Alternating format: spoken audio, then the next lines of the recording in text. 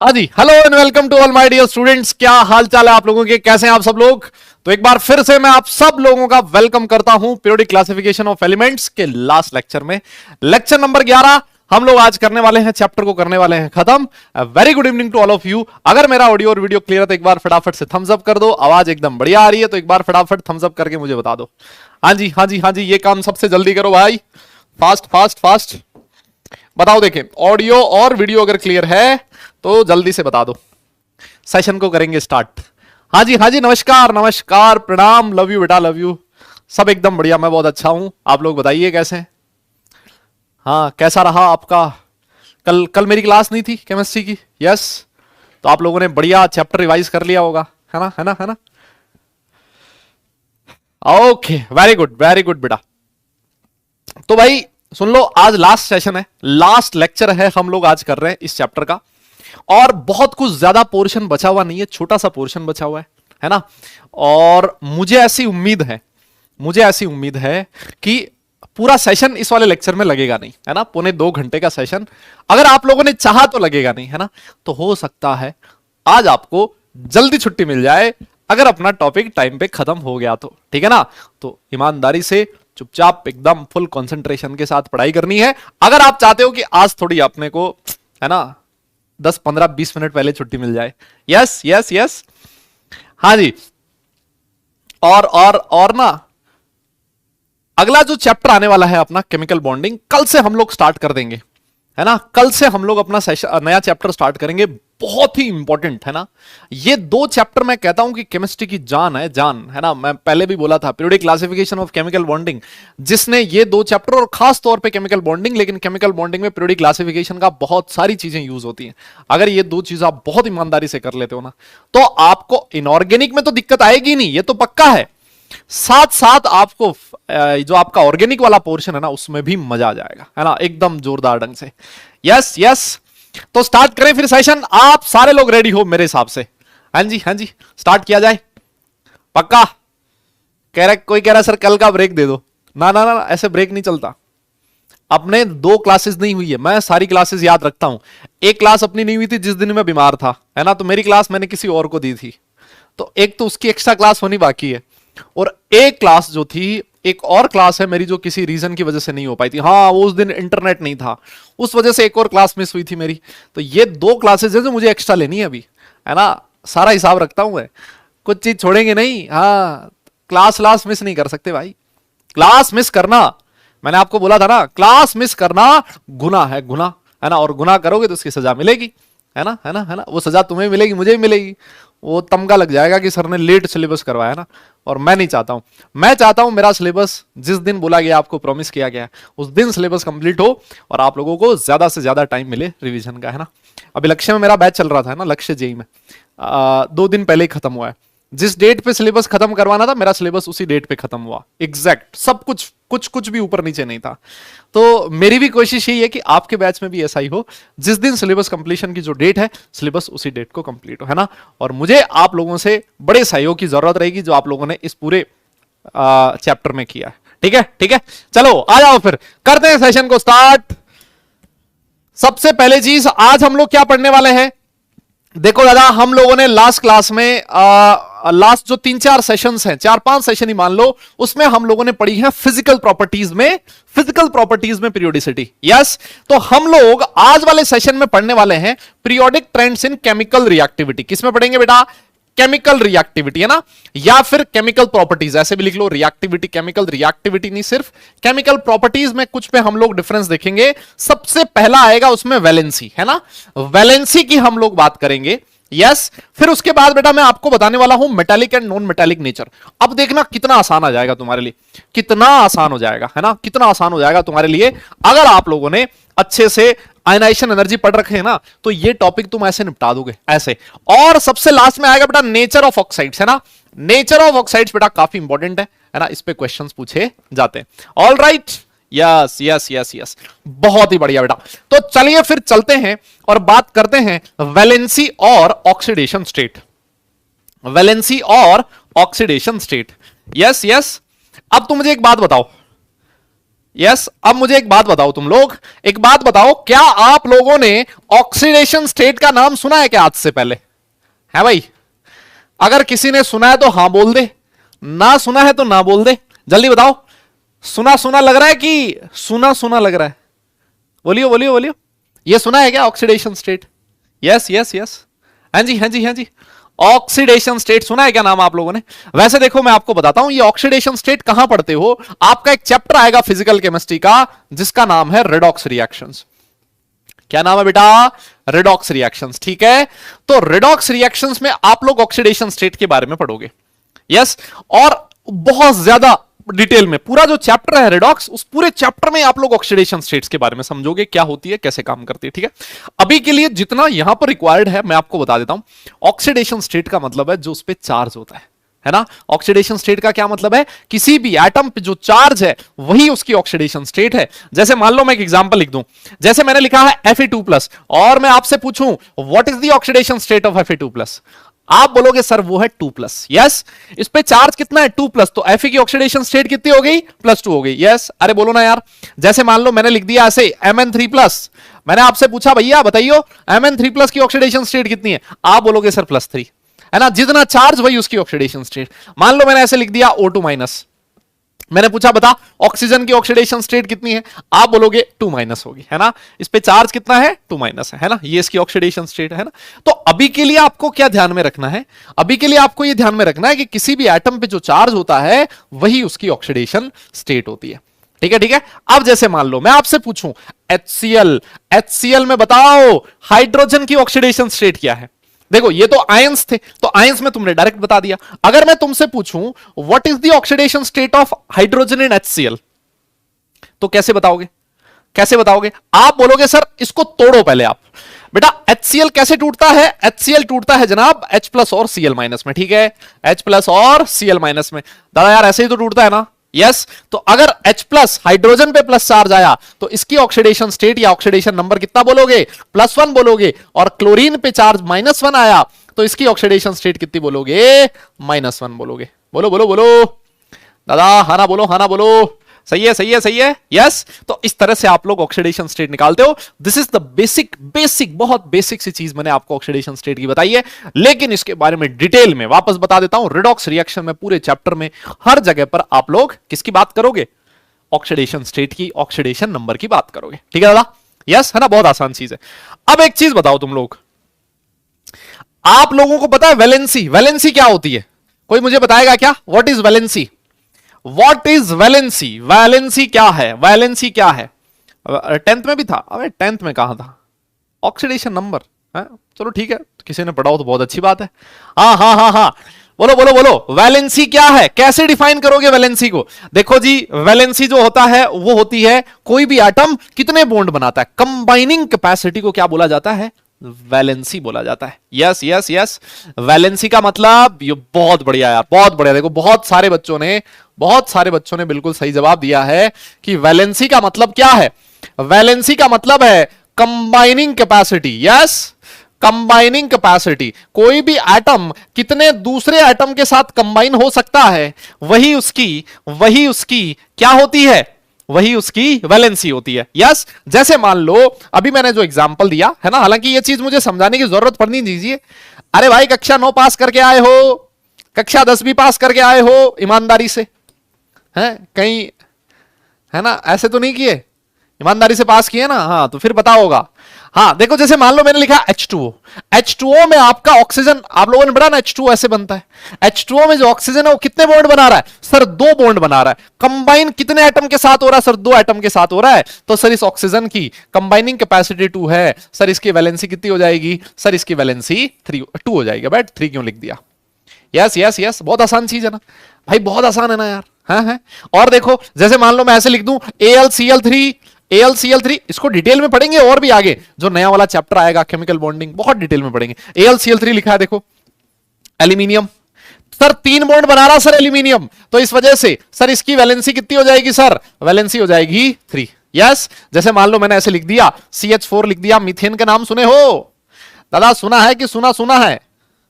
Sir hydrogen जो है वो कार्बन के साथ कंबाइन हो रहा है, और ये जो कार्बन है सर 4 हाइड्रोजन के साथ कंबाइन हो गया सर। आज मजा आ गया सर। सर इसकी वैलेंसी कितनी हो गई सर? वैलेंसी हो गई जनाब 4। अरे हाँ ना बोलना है यार।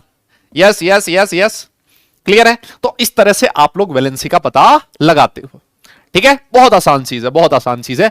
अगला जो चैप्टर आएगा केमिकल बॉन्डिंग, पूरे चैप्टर में हम लोग वैलेंसी की बात करेंगे, एकदम ऐसे टिप्स पे हो जाएगी, ये अपनी गारंटी है। यस, बहुत आसान चीज है। हाँ, तो अब देखो सर कैसे पता लगता है वैलेंसी का, कैसे पता लगता है? तो भैया वैलेंसी को कौन डिसाइड करता है? वैलेंसी को कौन डिसाइड करता है? वैलेंसी डिसाइड करता है आपके नंबर ऑफ वैलेंस इलेक्ट्रॉन्स, या ना। देखो हमेशा ध्यान रखो, बॉन्ड बनाने में जो आपके वैलेंस इलेक्ट्रॉन्स होते हैं उनका रोल रहता है, वही वैलेंस इलेक्ट्रॉन्स बॉन्ड फॉर्मेशन में पार्टिसिपेट करते हैं, है ना। यस, जैसे अगर आप लोगों ने ये सुना होगा, आप लोगों ने ऐसे सुना होगा, जैसे एस ब्लॉक एलिमेंट की मैं बात कर लूं, है ना, ग्रुप 1 एलिमेंट्स, लिथियम हो गया, सोडियम हो गया, पोटेशियम हो गया, रुबिडियम हो गया, सीजियम हो गया। बेटा इनकी वैलेंसी कितनी होती है? सर इनकी वैलेंसी होती है 1। इनकी वैलेंसी कितनी होती है बेटा? 1 होती है। यस, वैलेंसी 1 क्यों होती है? सर इनका इलेक्ट्रॉनिक कॉन्फ़िगरेशन क्या होता है सर? Noble gas NS1। ये आप लोगों ने पढ़ा था ना, बताया था इस ब्लॉक एलिमेंट्स में। सर इनके आउटर मोस्ट शेल में 1 इलेक्ट्रॉन है सर। अगर इन्होंने 1 इलेक्ट्रॉन लूज कर दिया तो सर इनको नोबल गैस कॉन्फ़िगरेशन मिल जाएगा, और हर एक एलिमेंट चाहता है कि उसका ऑक्टेट कंप्लीट हो जाए। नाम सुने हो ऐसे? Octet, octet. नेक्स्ट चैप्टर में और भी आएगा ऑक्टेट क्या होता है, कैसे होता है। अभी के लिए मैं आपको जितनी इंफॉर्मेशन रिक्वायरमेंट है उतनी बता रहा हूं, है ना। तो वैलेंस शेल में 1 इलेक्ट्रॉन था, तो इसने 1 इलेक्ट्रॉन लूज कर दिया। जैसे 1 इलेक्ट्रॉन लूज करेगा, इसका कॉन्फ़िगरेशन नोबल गैस कॉन्फ़िगरेशन हो जाएगा, इसका ऑक्टेट कंप्लीट हो जाएगा। इसी वजह से इसकी वैलेंसी 1 होती है। तो हमेशा ध्यान रखें, हमेशा ध्यान रखें, जो नंबर ऑफ वैलेंस इलेक्ट्रॉन्स होते हैं वो डिसाइड करते हैं किसी भी एलिमेंट की वैलेंसी कितनी होगी। यस यस यस, ऑक्टेट या फिर डुप्लेट। हाँ, ऑक्टेट या फिर डुप्लेट। यस यस, बहुत बढ़िया बेटा। तो यहां पर देखो यही चीज लिखी हुई है, लिखा है the valency of representative elements. Representative elements कौन कौन से थे? याद करो, रिप्रेजेंटेटिव एलिमेंट्स किसको कहते थे? जल्दी से कमेंट करके बताओ, जल्दी से कमेंट करके बताओ। What are representative elements? किसको कहते थे? रिप्रेजेंटेटिव एलिमेंट्स कौन होते थे? सर हमने सुना है S and P block elements को रिप्रेजेंटेटिव एलिमेंट्स कहते थे, एक्सेप्ट नोबल गैसेस। यस, सुना है ना। तो ये S and P block elements की वैलेंसी की बात करता है, लिखता है इज यूजुअली, लिखता नॉट नेसेसरीली, है ना। अब ये नॉट नेसेसरीली वाली जो चीज है ना, ये आपको अगले चैप्टर में समझ में आएगी। यस, ये आपको नेक्स्ट चैप्टर में समझ में आएगी, जब हम लोग ये समझ लेंगे what is chemical bonding, bond कैसे बनता है, ये सारी चीजें, है ना। लिखता है ये किसके इक्वल होती है? ये इक्वल होती है या तो नंबर ऑफ वैलेंस इलेक्ट्रॉन्स, या तो number of electrons in the outer most orbital, या फिर 8 minus number of valence electrons. 8 minus number of valence electron. सुनो, ऐसा आप लोगों ने फॉर्मूला पढ़ा होगा कक्षा 9 में। दादा ऐसे सुना है क्या तुमने? ऐसा सुना है तुमने फॉर्मूला? अगर 2 केस लिखते थे, 2 केस लिखते थे, केस 1, है ना, केस 1 लिखते थे if number of valence electrons, if number of valence electrons less than equals to 4, है ना। पहला केस ऐसे लिखते थे, और दूसरा केस होता था केस नंबर 2, जब number of valence electrons greater than 4 होते थे। ऐसे 2 केस पढ़ाए जाते थे कक्षा 9 में। याद करो वो दिन जिस दिन आप कक्षा 9 में थे, है ना, है ना। और जिस दिन मतलब सब कुछ अच्छा ही अच्छा था, जो भी चीज पढ़ते थे हर चीज समझ में आती थी, है ना।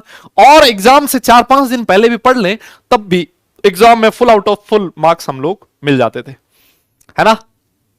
नहीं पढ़ा? क्या बात कर रहे हो?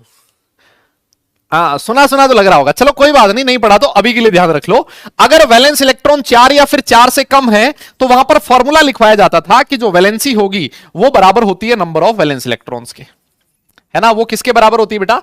नंबर ऑफ वैलेंस इलेक्ट्रॉन्स के। हालांकि ये कोई जरूरी नहीं है ना। ये मैक्सिमम केसेस में ऐसा ही होता है, कुछ केसेस में, कुछ केसेस, वो केसेस क्यों है, क्या है, अगले चैप्टर में समझ में आएगा, ठीक है ना। और अगर मान लो नंबर ऑफ वैलेंस इलेक्ट्रॉन 4 से ज्यादा है तो आप लोग वहां लिखते थे वैलेंसी होगी sir 8 minus number of valence electrons, 8 minus number of valence electrons, ठीक है ना। ये 2 फॉर्मूले थे जो वहां पर जनरली पढ़ाए जाते थे, ठीक है दादा, ठीक है। जैसे अगर मैं एक एग्जांपल दूं, कोई कह रहा है सर मैं उस दिन स्कूल नहीं गया था, वाह वाह बेटे वाह। हाँ देखो, जैसे मान लो मैं एग्जांपल दूं तुम्हें, लिथियम का एग्जांपल दे दें बेटा। लिथियम जो है उसका इलेक्ट्रॉनिक कॉन्फ़िगरेशन होता है 1s2 2s1। बेटा इसके वैलेंस शेल में कितने इलेक्ट्रॉन है सर? ये वैलेंस इलेक्ट्रॉन है एक, और एक ही वैलेंस इलेक्ट्रॉन है। वैलेंस इलेक्ट्रॉन 4 या फिर 4 से कम है तो सर इसकी वैलेंसी कितनी होगी? सर एक ही होगी। क्या आपको मेरी बात समझ में आई? यस यस, बोलो बोलो बोलो। जैसे मान लो मैं एक एग्जांपल दे दूं तुम्हें बोरोन का। सर बोरोन जो है इसका इलेक्ट्रॉनिक कॉन्फ़िगरेशन होता है 1s2 2s2 2p1। जल्दी से बताइए इसके वैलेंस शेल में कितने इलेक्ट्रॉन है? सर इसके वैलेंस इलेक्ट्रॉन्स हैं, सर इसके पास वैलेंस इलेक्ट्रॉन है सर 3, तो वो 4 या फिर 4 से कम है तो इसकी वैलेंसी कितनी होगी? सर इसकी वैलेंसी हो जाएगी 3, है ना। तो ये मोस्ट ऑफ द एलिमेंट पे ये वाले फॉर्मूले एप्लीकेबल होते हैं। यस यस, बहुत आसान चीज है। जैसे मान लो मैं एग्जांपल लिखूं नाइट्रोजन, है ना, नाइट्रोजन। तो देखो नाइट्रोजन का इलेक्ट्रॉनिक कॉन्फ़िगरेशन होता है 1s2 2s2 2p3। बेटा इसके वैलेंस शेल में कितने इलेक्ट्रॉन है? देखो 2 3 5। दादा बोलियो वैलेंस इलेक्ट्रॉन कितना है? सर 5 है। सर 4 से ज्यादा है तो इसकी वैलेंसी कितनी होगी? नॉर्मल वैलेंसी, जनरल वैलेंसी बोली जाती है। जनरल वैलेंसी जो होगी वो 8 - 5 मतलब 3 हो जाएगी। मेरी बात तुम्हें समझ में आ रही है ना? है ना, है ना, है ना। बेटा वैलेंसी कभी भी माइनस में नहीं होती, इस बात को याद रखें। हाँ वैलेंसी कभी भी माइनस में नहीं होती, है ना, माइनस में नहीं होती। अच्छा, अब जैसे मान लो मैं आपको और एग्जांपल दे दूं। जैसे मान लो मैंने एग्जांपल ले लिया फ्लोरीन का। बेटा फ्लोरीन का इलेक्ट्रॉनिक कॉन्फ़िगरेशन होता है 1s2 2s2 2p5। देखो वैलेंस इलेक्ट्रॉन्स कितने हैं? सर वैलेंस इलेक्ट्रॉन है 7, तो सर इसकी वैलेंसी कितनी हो जाएगी? सर इसकी वैलेंसी हो जाएगी कितनी? 1 हो जाएगी। ठीक है ना, ठीक है, ठीक है। 8 - 7। तो ये जो फॉर्मूले हैं ये जनरल फॉर्मूले होते हैं, हालांकि इनसे अलग भी थोड़ा बहुत हो सकता है। उसकी हम लोग बात कौन से चैप्टर्स में करेंगे? आगे आने वाला जो चैप्टर है केमिकल बॉन्डिंग उसमें करेंगे। ठीक है ना। तो ये जो इतना लिखा हुआ है बेटा फटाफट से इसको नोट करो, और अगर नोट हो जाए तो डन लिखो, फिर आगे चलते हैं। अगर ये नोट हो जाए तो डन लिखो, फिर आगे चलेंगे। बेटा फटाफट ये काम करो। हाँ जी, हाँ जी, हाँ जी। नोट हो जाए तो डन लिखो, फिर आगे चलेंगे। नोट हो जाए तो डन लिखो, फिर आगे चलेंगे। जल्दी करो ये काम।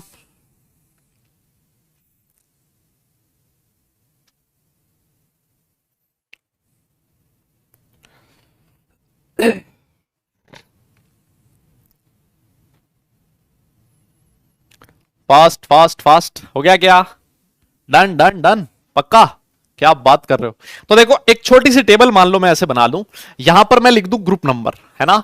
यहां पर मैं लिख दूं ग्रुप नंबर। यस, एक कॉलम ये बनेगा। यहां पर मैं लिखूंगा वैलेंस इलेक्ट्रॉन्स, है ना, और यहां पर मैं लिखूंगा वैलेंसी। ठीक है, ठीक है ना। यहां पर मैं लिखूंगा वैलेंसी। ये हमारे 3 कॉलम है। ठीक है, ठीक है। तो अब देखो स्टार्ट कर देते हैं सर, स्टार्ट कर देते हैं। ग्रुप नंबर 1 की बात कर लेते हैं, ग्रुप नंबर 2 की बात करेंगे, एस और पी ब्लॉक एलिमेंट की बात कर रहे हैं हम लोग, है ना। ग्रुप नंबर 13 की बात करेंगे, 14, फिर आएगा 15, फिर आएगा 16, फिर आएगा 17, और सबसे लास्ट में आएगा 18। यस, यहां पर हम लोग बात करने वाले हैं इनकी। यस यस यस यस, ठीक है, ठीक है बेटा। इस तरह से, है ना, इस तरह से आप एक छोटी सी टेबल बना सकते हो। इस तरह से आप एक छोटी सी टेबल बना सकते हो। ठीक है, ठीक है ना। तो आप भी मेरे साथ साथ बना सकते हो चाहो तो। अब वैलेंस इलेक्ट्रॉन्स की बात कर लेते हैं। देखो ग्रुप 1 है, वैलेंस शेल में 1 इलेक्ट्रॉन होता है। ग्रुप 2 है, वैलेंस शेल में 2 इलेक्ट्रॉन होते हैं। अच्छा ग्रुप 13, अरे दादा याद करो, दादा याद करो, ग्रुप 13 एलिमेंट का इलेक्ट्रॉनिक कॉन्फ़िगरेशन होता था नोबल गैस NH2 NP1। दादा याद है क्या?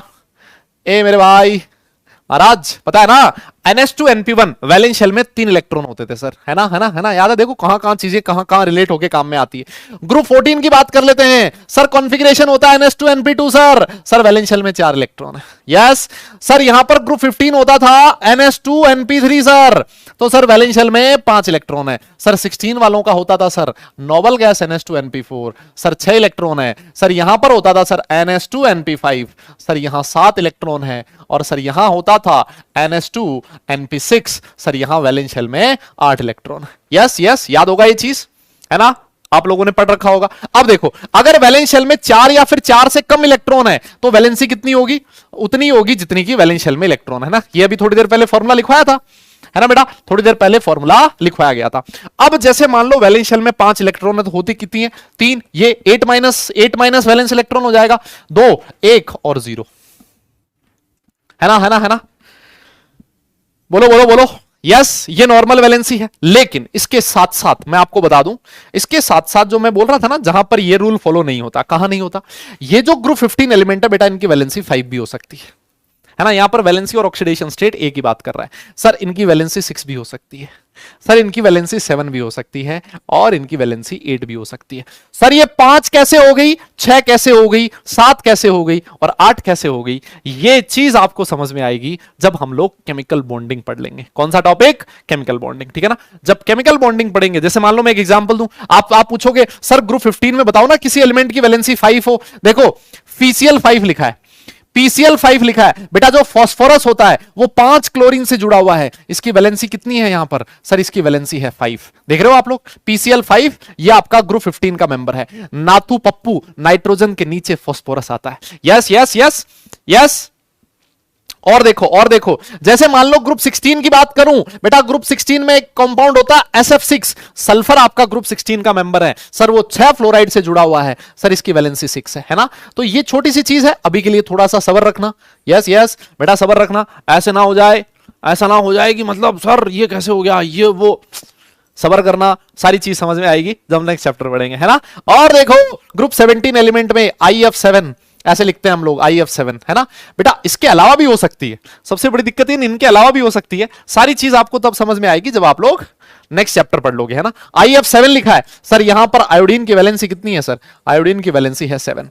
अब आप लोगों ने तो ये भी सीखा होगा, आप लोगों ने ऐसे भी सीखा है, सर जो ग्रुप 18 एलिमेंट्स होते हैं सर वो तो बॉन्ड बनाते ही नहीं है ना, बॉन्ड बनाते ही नहीं है बेटा। बॉन्ड बनाते हैं लेकिन कुछ एलिमेंट ऐसे होते हैं जो नोबल गैसेस होते हुए भी कंपाउंड्स का फॉर्मेशन करते हैं, जैसे जिनोन हो गया। यस यस, जैसे जिनोन हो गया, है ना। जिनोन जो होता है वो बेटा कंपाउंड बनाता है, जिनोन के ऑक्साइड्स बनते हैं, जिनोन के फ्लोराइड्स बनते हैं, जिनोन के ऑक्सीफ्लोराइड्स बनते हैं, है ना। जैसे क्रिप्टन हो गया, क्रिप्टन है KrF2 बनाता है ना, क्रिप्टन भी बॉन्ड बनाता है, लेकिन मैक्सिमम जो होते हैं वो केमिकल बॉन्ड का फॉर्मेशन नहीं करते।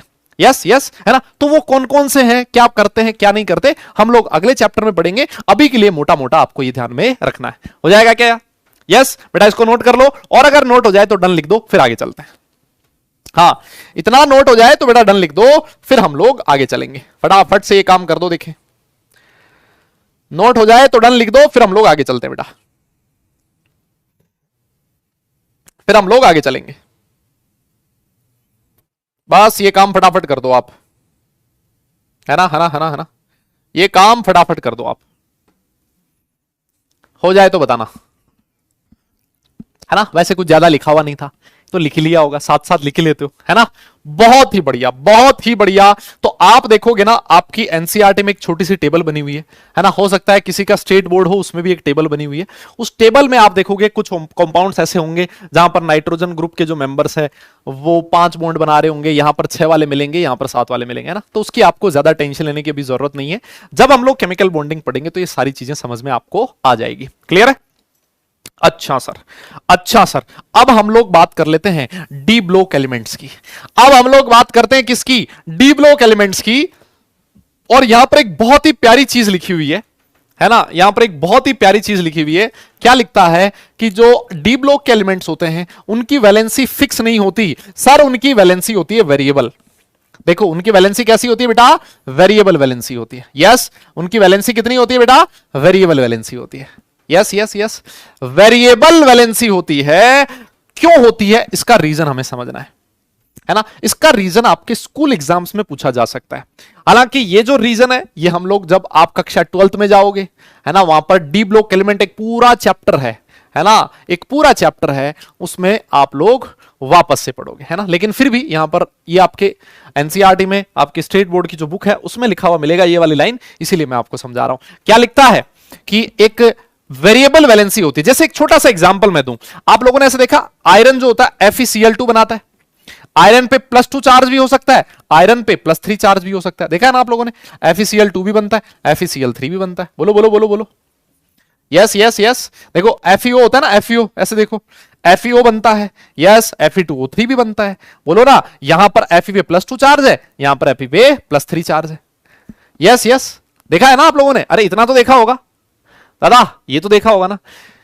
वेरिएबल है सर, 2 भी हो सकता है, 3 भी हो सकता है ना। और मैं आपको बताऊं और एग्जांपल दूं इसका, और अगर मैं एग्जांपल दूं तो जैसे मैं बात कर लूं आपका एमएन पे +2 चार्ज भी होता है, एमएन पे +3 भी हो सकता है, +4 भी हो सकता है, +5 भी हो सकता है, +6 भी हो सकता है। ऐसे ना इतनी सारे चार्जेस हो सकते हैं, मतलब इतनी सारी इसकी ऑक्सीडेशन स्टेट्स हो सकती हैं। ये एग्जांपल है सर वेरिएबल ऑक्सीडेशन स्टेट के।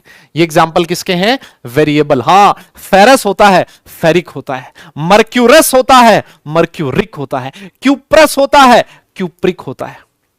सुना है ऐसा आप लोगों ने, है ना? क्यूप्रस क्लोराइड, क्यूप्रिक क्लोराइड, है ना? Cu पे +2 है तो +1 है तो क्यूप्रस हो गया, +2 है तो क्यूप्रिक हो गया, है ना? तो ऐसे आपको वेरिएबल ऑक्सीडेशन स्टेट्स देखने को मिलेगी, है ना? और इनके बारे में डिटेल में हम लोग 12th में पढ़ेंगे। इसका छोटा सा रीजन समझ लेते हैं हम लोग, है ना? छोटा सा रीजन समझ लेते हैं। क्या रीजन होता है? क्या रीजन होता है? देखो, हम लोगों ने डी ब्लॉक एलिमेंट का इलेक्ट्रॉनिक कॉन्फ़िगरेशन लिखा था, आपको याद है क्या? आपको याद है क्या? n-1d 1 to 10 ns 0 से 2। यस यस यस बोलो, क्या आप लोगों को यह चीज याद है? n-1d 1 to 10 ns 0 से 2, ये इलेक्ट्रॉनिक कॉन्फ़िगरेशन लिखते थे।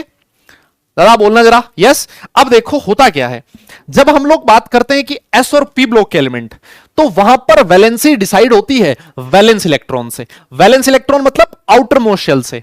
हमेशा वैलेंसी में पार्टिसिपेट करते हैं आउटर मोस्ट के इलेक्ट्रॉन्स। आउटर मोस्ट शेल के इलेक्ट्रॉन किसके लिए? S and P block element के लिए। लेकिन यहां पर क्या होता है डी ब्लॉक एलिमेंट में? देखो होता क्या है, this is your outer most electron और यह है अंदर वाला शेल। एन है आपका आउटर मोस्ट शेल, n-1 है उससे अंदर वाला शेल।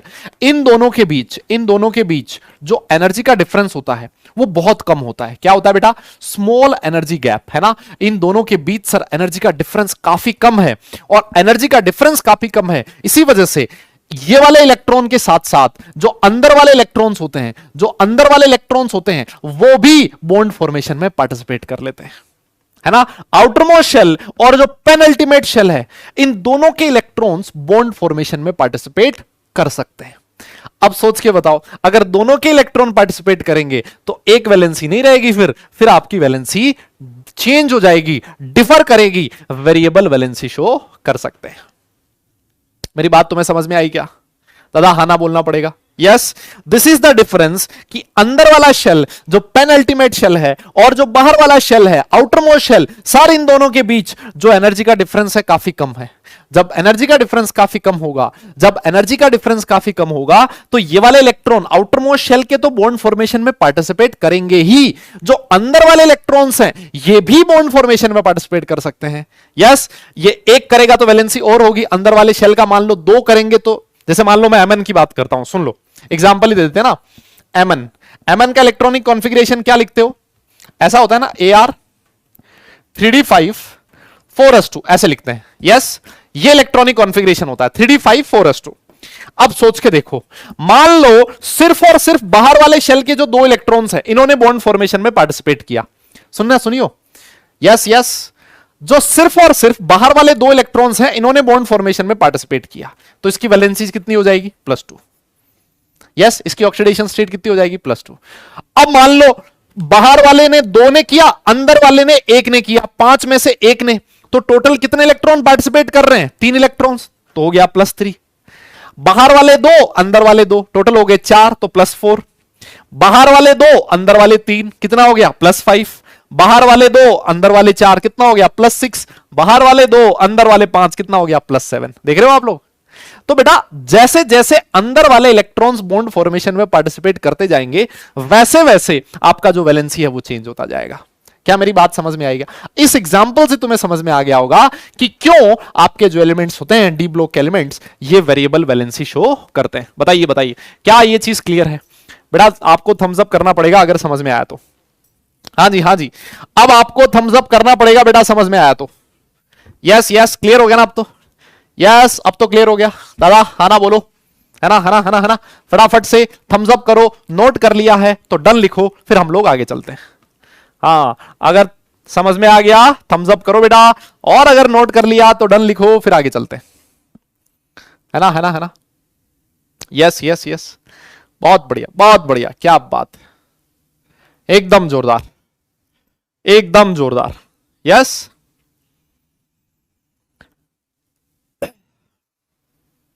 बहुत ही बढ़िया।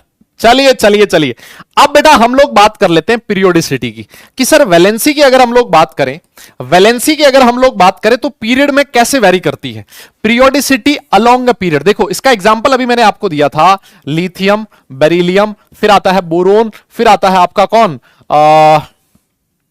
कार्बन, नाइट्रोजन, ऑक्सीजन, फ्लोरीन, ऐसे ना। इसकी वैलेंसी बताई थी 1, इसकी वैलेंसी बताई थी 2, इसकी 3, इसकी 4, इसकी 3, इसकी 2, इसकी 1, ऐसे ही तो होती थी ना। तो आप देख रहे हो वैलेंसी जो है एक पीरियड में लेफ्ट टू राइट जाने पर जनरली एक बार के लिए बढ़ती है और फिर वापस धीरे धीरे कम होने लगती है। ऐसा ही तो है ना दादा, देखना यार।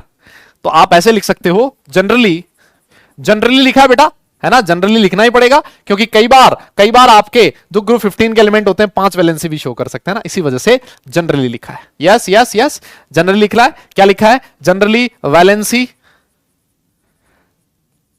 फर्स्ट इंक्रीजेस, है ना, first increases and then decreases. Yes yes, ये जनरल ट्रेंड है, कई बार वोलेट भी हो जाता है ना, ऐसा कोई फिक्स ट्रेंड आप नहीं बता सकते। ठीक है ना, ठीक है ना। ये किसकी बात हो रही है बेटा, किसकी बात हो रही है? Periodicity along a period. Period में क्या होगा सर? पीरियड में कुछ ऐसा होगा कि वैलेंसी एक बार के लिए बढ़ेगी, फिर उसके बाद वापस डिक्रीज करेगी। बहुत आसान। यस यस यस, हाँ सर, ये जनरली लिखते ही ना, जनरली लिखते ही मतलब वो हो जाता है बंदा ना, ऐसे हो जाता है कि भाई अब कुछ एक्सेप्शन भी आ गया ना तो चलेगा, है ना, कुछ एक्सेप्शन भी आ गया ना तो चलेगा, है ना बेटा। मैं फिर बोल देता हूं, लेकिन वैलेंसी में ऊपर नीचे हो सकता है। जब हम लोग बॉन्डिंग पढ़ेंगे तब आपको ज्यादा क्लियर होने वाला है ना। अभी आपको बॉन्डिंग नहीं पड़ी है तो ज्यादा चीज समझ में नहीं आएगी। क्लियर क्लियर क्लियर, यस, हाँ नोट कर लिया बेटा, आगे चलें। यस यस यस, बताओ मतलब जनता समझ रही है वैलेंसी क्या होती है, ऑक्सीडेशन स्टेट क्या होती है। एक भाई साहब है, उनको दर्द ये है ना एक मुन्ना ऐसा है जिसको दर्द ये है कि एक बात बताओ, वो तो सारी चीज अलग है, आप तो ये बताओ ये चैट में इमोजी कैसे बनाते हो, है ना। उसका दर्द ये है, समझ रहे हो आप लोग। बहुत सारे लोग स्ट्रगल कर रहे होंगे इस चीज में, उसका स्ट्रगल अलग ही है। वो बोल रहा है कि भैया बताओ इमोजी कैसे बनाते हैं, हद है मतलब। भाई क्या कर रहे हो भाई, आइए आगे चलते हैं बेटा, आइए आगे चलते हैं बेटा। और हम लोग बात कर लेते हैं पीरियोडिसिटी इन ग्रुप की। अरे भैया एक ग्रुप में जितने भी एलिमेंट होते हैं उनके वैलेंस शेल में सेम इलेक्ट्रॉन्स होते हैं। ली ना करे रब से फरियाद, अरे मेरे भाई देख, सबके वैलेंस शेल में एक इलेक्ट्रॉन होता है, तो इन सबकी वैलेंसी कितनी होती है? सेम होती है। यस, तो अगर आप एक ग्रुप की बात करोगे, एक ग्रुप की बात करोगे तो आप बोलोगे एलिमेंट्स इन ए ग्रुप, है ना बेटा। एक ग्रुप की बात करोगे, elements in a group have same number of valence electrons. दादा इधर देखो स्क्रीन पर, इधर उधर नहीं देखना बेटा, है ना। Same number of valence electrons and same valency. Yes, एक ग्रुप की अगर आप बात करोगे तो क्योंकि एक ग्रुप में सारे एलिमेंट के वैलेंस शेल में सेम इलेक्ट्रॉन्स होते हैं, दैट्स व्हाई सेम वैलेंसी होती है। बताइए, ये चीज तो समझ में आ गई? यस यस यस, है ना। नोट कर लो, नोट कर लो। हाँ, और अगर हो जाए तो डन लिख दो, फिर आगे चलते हैं। फिर एक क्वेश्चन करते छोटा सा, जो आप लोगों ने बचपन में किया होगा, है ना, छोटी क्लासेस में 9th 10th में किया होगा आप लोगों ने। नोट कर लो।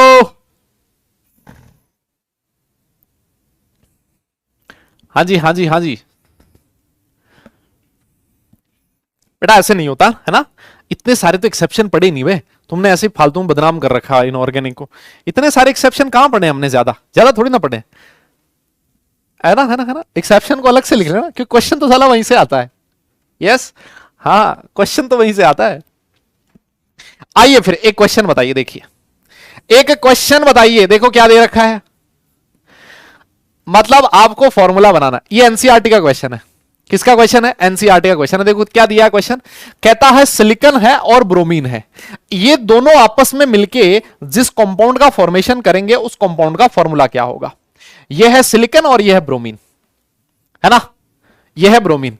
तो ये फॉर्मूला कैसे बनाते थे, याद है क्या आप लोगों को? छोटी क्लासेस में, बचपन में फॉर्मूला कैसे बनाते थे? देखो, आप कहते थे सर सिलिकॉन जो है, सर सिलिकॉन 14 ग्रुप का मेंबर है, सर सिलिकॉन 14 ग्रुप का मेंबर है, और जो 14 ग्रुप का मेंबर होता है सर उसमें वैलेंस इलेक्ट्रॉन होते हैं 4। यस, और जो आपका ब्रोमीन है सर वो ग्रुप 17 का मेंबर है, 17 ग्रुप का मेंबर है सर, ये हेलोजन है, इसके वैलेंस इलेक्ट्रॉन्स कितने हैं सर? 1 है। है ना। आप लोग क्या करते थे सर, हम लोग क्रॉस मल्टीप्लीकेशन करते थे। अरे याद आया भाई लोगों, SiBr4 करते थे ना। Yes yes yes yes, cross multiplication याद आया क्या? अरे बोलो बोलो। ये Br2 वाले कौन है बे? अबे कान पे पड़ेगी एक। Br2 क्यों होगा? इसके वैलेंस शेल में 4 इलेक्ट्रॉन है, इसके 1 है, क्रॉस मल्टीप्लीकेशन करो क्या बन गया? SiBr4, खत्म। ये तो तुम्हें पता ही है यार, इतना तो ऐसा तो मैं मान ही नहीं सकता कि ये नहीं पढ़ा तुम लोगों ने, है ना। इसके बिना तो केमिस्ट्री पास नहीं होगी। आगे चलते हैं भाई लोगों, आगे चलते हैं। देखो एल्यूमिनियम दे रखा है और एक सल्फर दे रखा है। अरे भाई एल्यूमिनियम के वैलेंस शेल में 3 इलेक्ट्रॉन होते हैं, है ना, है ना, है ना। और जो आपका सल्फर है उसके वैलेंस शेल में, बोलो बोलो बोलो भाई। अरे इसके वैलेंस शेल में 6 इलेक्ट्रॉन होते थे भाई, इसकी वैलेंसी 1 होती थी ना। ये वैलेंस शेल में 4 इलेक्ट्रॉन है, वैलेंस शेल में 4 इलेक्ट्रॉन है तो वैलेंसी कितनी होगी? अभी बताया था सर, इसकी वैलेंसी 4 होगी, इसकी वैलेंसी 1 होगी, क्रॉस मल्टीप्लीकेशन कर दिया। यस, इसके वैलेंस शेल में 3 इलेक्ट्रॉन है, अगर 3 इलेक्ट्रॉन हो तो वैलेंसी कितनी? सर 3 ही होगी इसकी वैलेंसी तो। यस, और सर सल्फर के वैलेंस शेल में 6 इलेक्ट्रॉन है तो सर इसकी वैलेंसी कितनी होगी? 2। जनरली वैलेंसी तो 2 ही होती है ना, है ना, है ना। तो क्रॉस मल्टीप्लीकेशन कर दो, ये लो फॉर्मूला क्या बन गया? Al2S3, एल्यूमिनियम का सल्फाइड बन जाएगा Al2S3। बोलिए हाँ जी, हाँ जी, अरे बोलिए Al2S3, है ना। तो आप नाम लिखते थे, एलिमेंट का सिंबल लिखते थे, नीचे उसकी वैलेंसी लिखते थे और फिर उसको क्रॉस मल्टीप्लीकेशन कर देते थे, हमें सॉल्यूशन मिल जाता था। बताओ कितना आसान है ना। ये आपके एनसीईआरटी में दे रखा है, ऐसे तो उड़ा दोगे तुम क्वेश्चंस, है ना, है ना, है ना। हो जाएगा ना, हो जाएगा, बोलो हो जाएगा, हो जाएगा, हो जाएगा। नोट कर लिया, डन डन डन। आगे चलें, बहुत आसान है ये तो, बहुत इजी है भाई, बहुत इजी है। अब देखो, अब थोड़ी सी अच्छी चीजें स्टार्ट होने वाली है। क्या स्टार्ट होने वाला है? थोड़ी सी अच्छी चीजें स्टार्ट होने वाली है ना, है ना, है ना। देखिए एक चीज आपको हेडिंग लिखनी है, anomalous properties of second period elements. Anomalous properties of second period elements. आप बोलोगे सर ये नाम तो पहली बार सुना है हमने। अरे भैया बहुत सारी चीजें जीवन में ऐसी होती हैं जो पहली बार होती हैं, है ना, है ना। अनोमलस का मतलब है कुछ अलग, है ना, हटके। क्यों भाई? थोड़ी सी अलग, जो होनी चाहिए थी वो नहीं, है ना, जो होनी चाहिए थी वो नहीं, कुछ अलग, है ना, हटके, थोड़ा अलग है ना, है ना, है ना, है ना। जो होना चाहिए था वो नहीं, कुछ अलग है ना। यस, हाँ। तो अब हम लोग समझते हैं इस लाइन का मतलब क्या है। देखो सुनो, जैसे अगर मैं बात करूं लिथियम, यह आपका सेकंड पीरियड का एलिमेंट है, बिल्कुल है सर। इसके बाद आता है आपका कौन? बेरिलियम। फिर उसके बाद कौन आता है? बोरोन। फिर उसके बाद कार्बन, नाइट्रोजन, ऐसे चलता रहता है ना। Lithium, sodium, potassium, rubidium, caesium, ऐसे चलेगा। बेटा, मांगे, कार, स्कूटर, बाप, राजी, ऐसे चलेगा।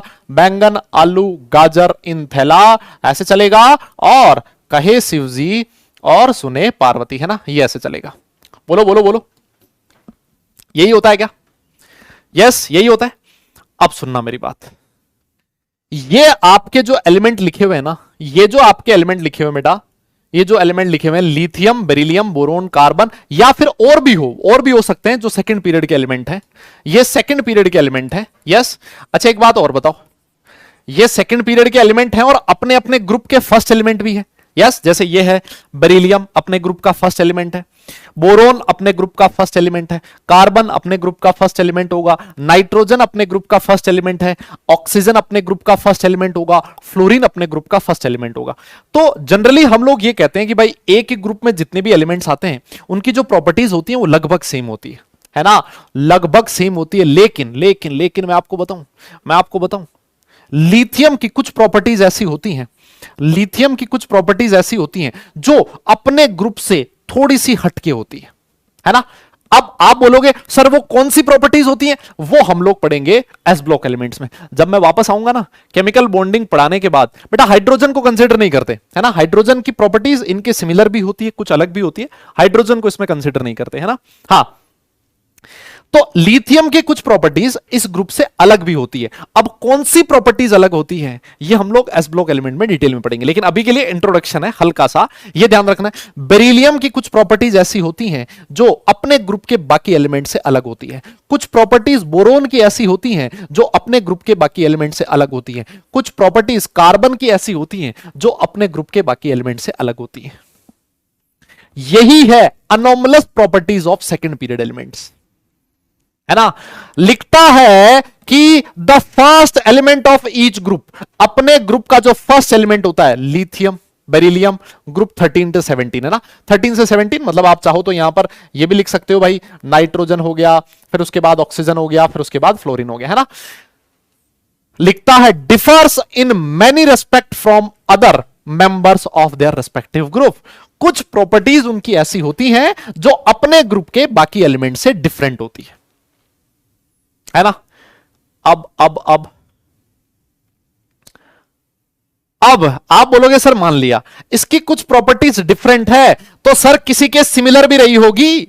हां जी, देखो लिथियम की वो प्रॉपर्टीज जो अपने ग्रुप से अलग है वो सिमिलर होती है किसके, मैग्नीशियम के। ओ भाई साहब, सर बेरिलियम की वो प्रॉपर्टीज जो अपने ग्रुप से अलग है वो किसके सिमिलर होती है, लिथियम के। यस, बोरोन की वो प्रॉपर्टीज जो अपने ग्रुप से अलग है वो किसके सिमिलर होती है, सिलिकॉन के। मतलब जो डायगोनली अलाइन एलिमेंट्स हैं, जो डायगोनली अलाइन एलिमेंट्स हैं उनकी प्रॉपर्टीज सेम होती है। जो डायगोनली अलाइन एलिमेंट्स है बेटा उनकी प्रॉपर्टीज सेम होती है।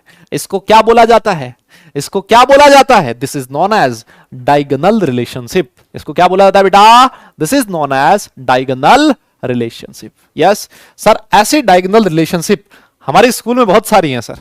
हम कहीं पर भी जाते हैं ना सर, वहां पर हमें बहुत देखने को मिलती है, हमारी क्लास में बहुत सारी है ना सर। मैं यहां बैठा हूं और डायगोनली उधर नजरों से नजरें मिली और मतलब आंखों आंखों में बातें हो गई। यस यस यस, तो बेटा ये जो एलिमेंट्स है ना ये डायगोनल रिलेशनशिप वाले एलिमेंट्स होते हैं।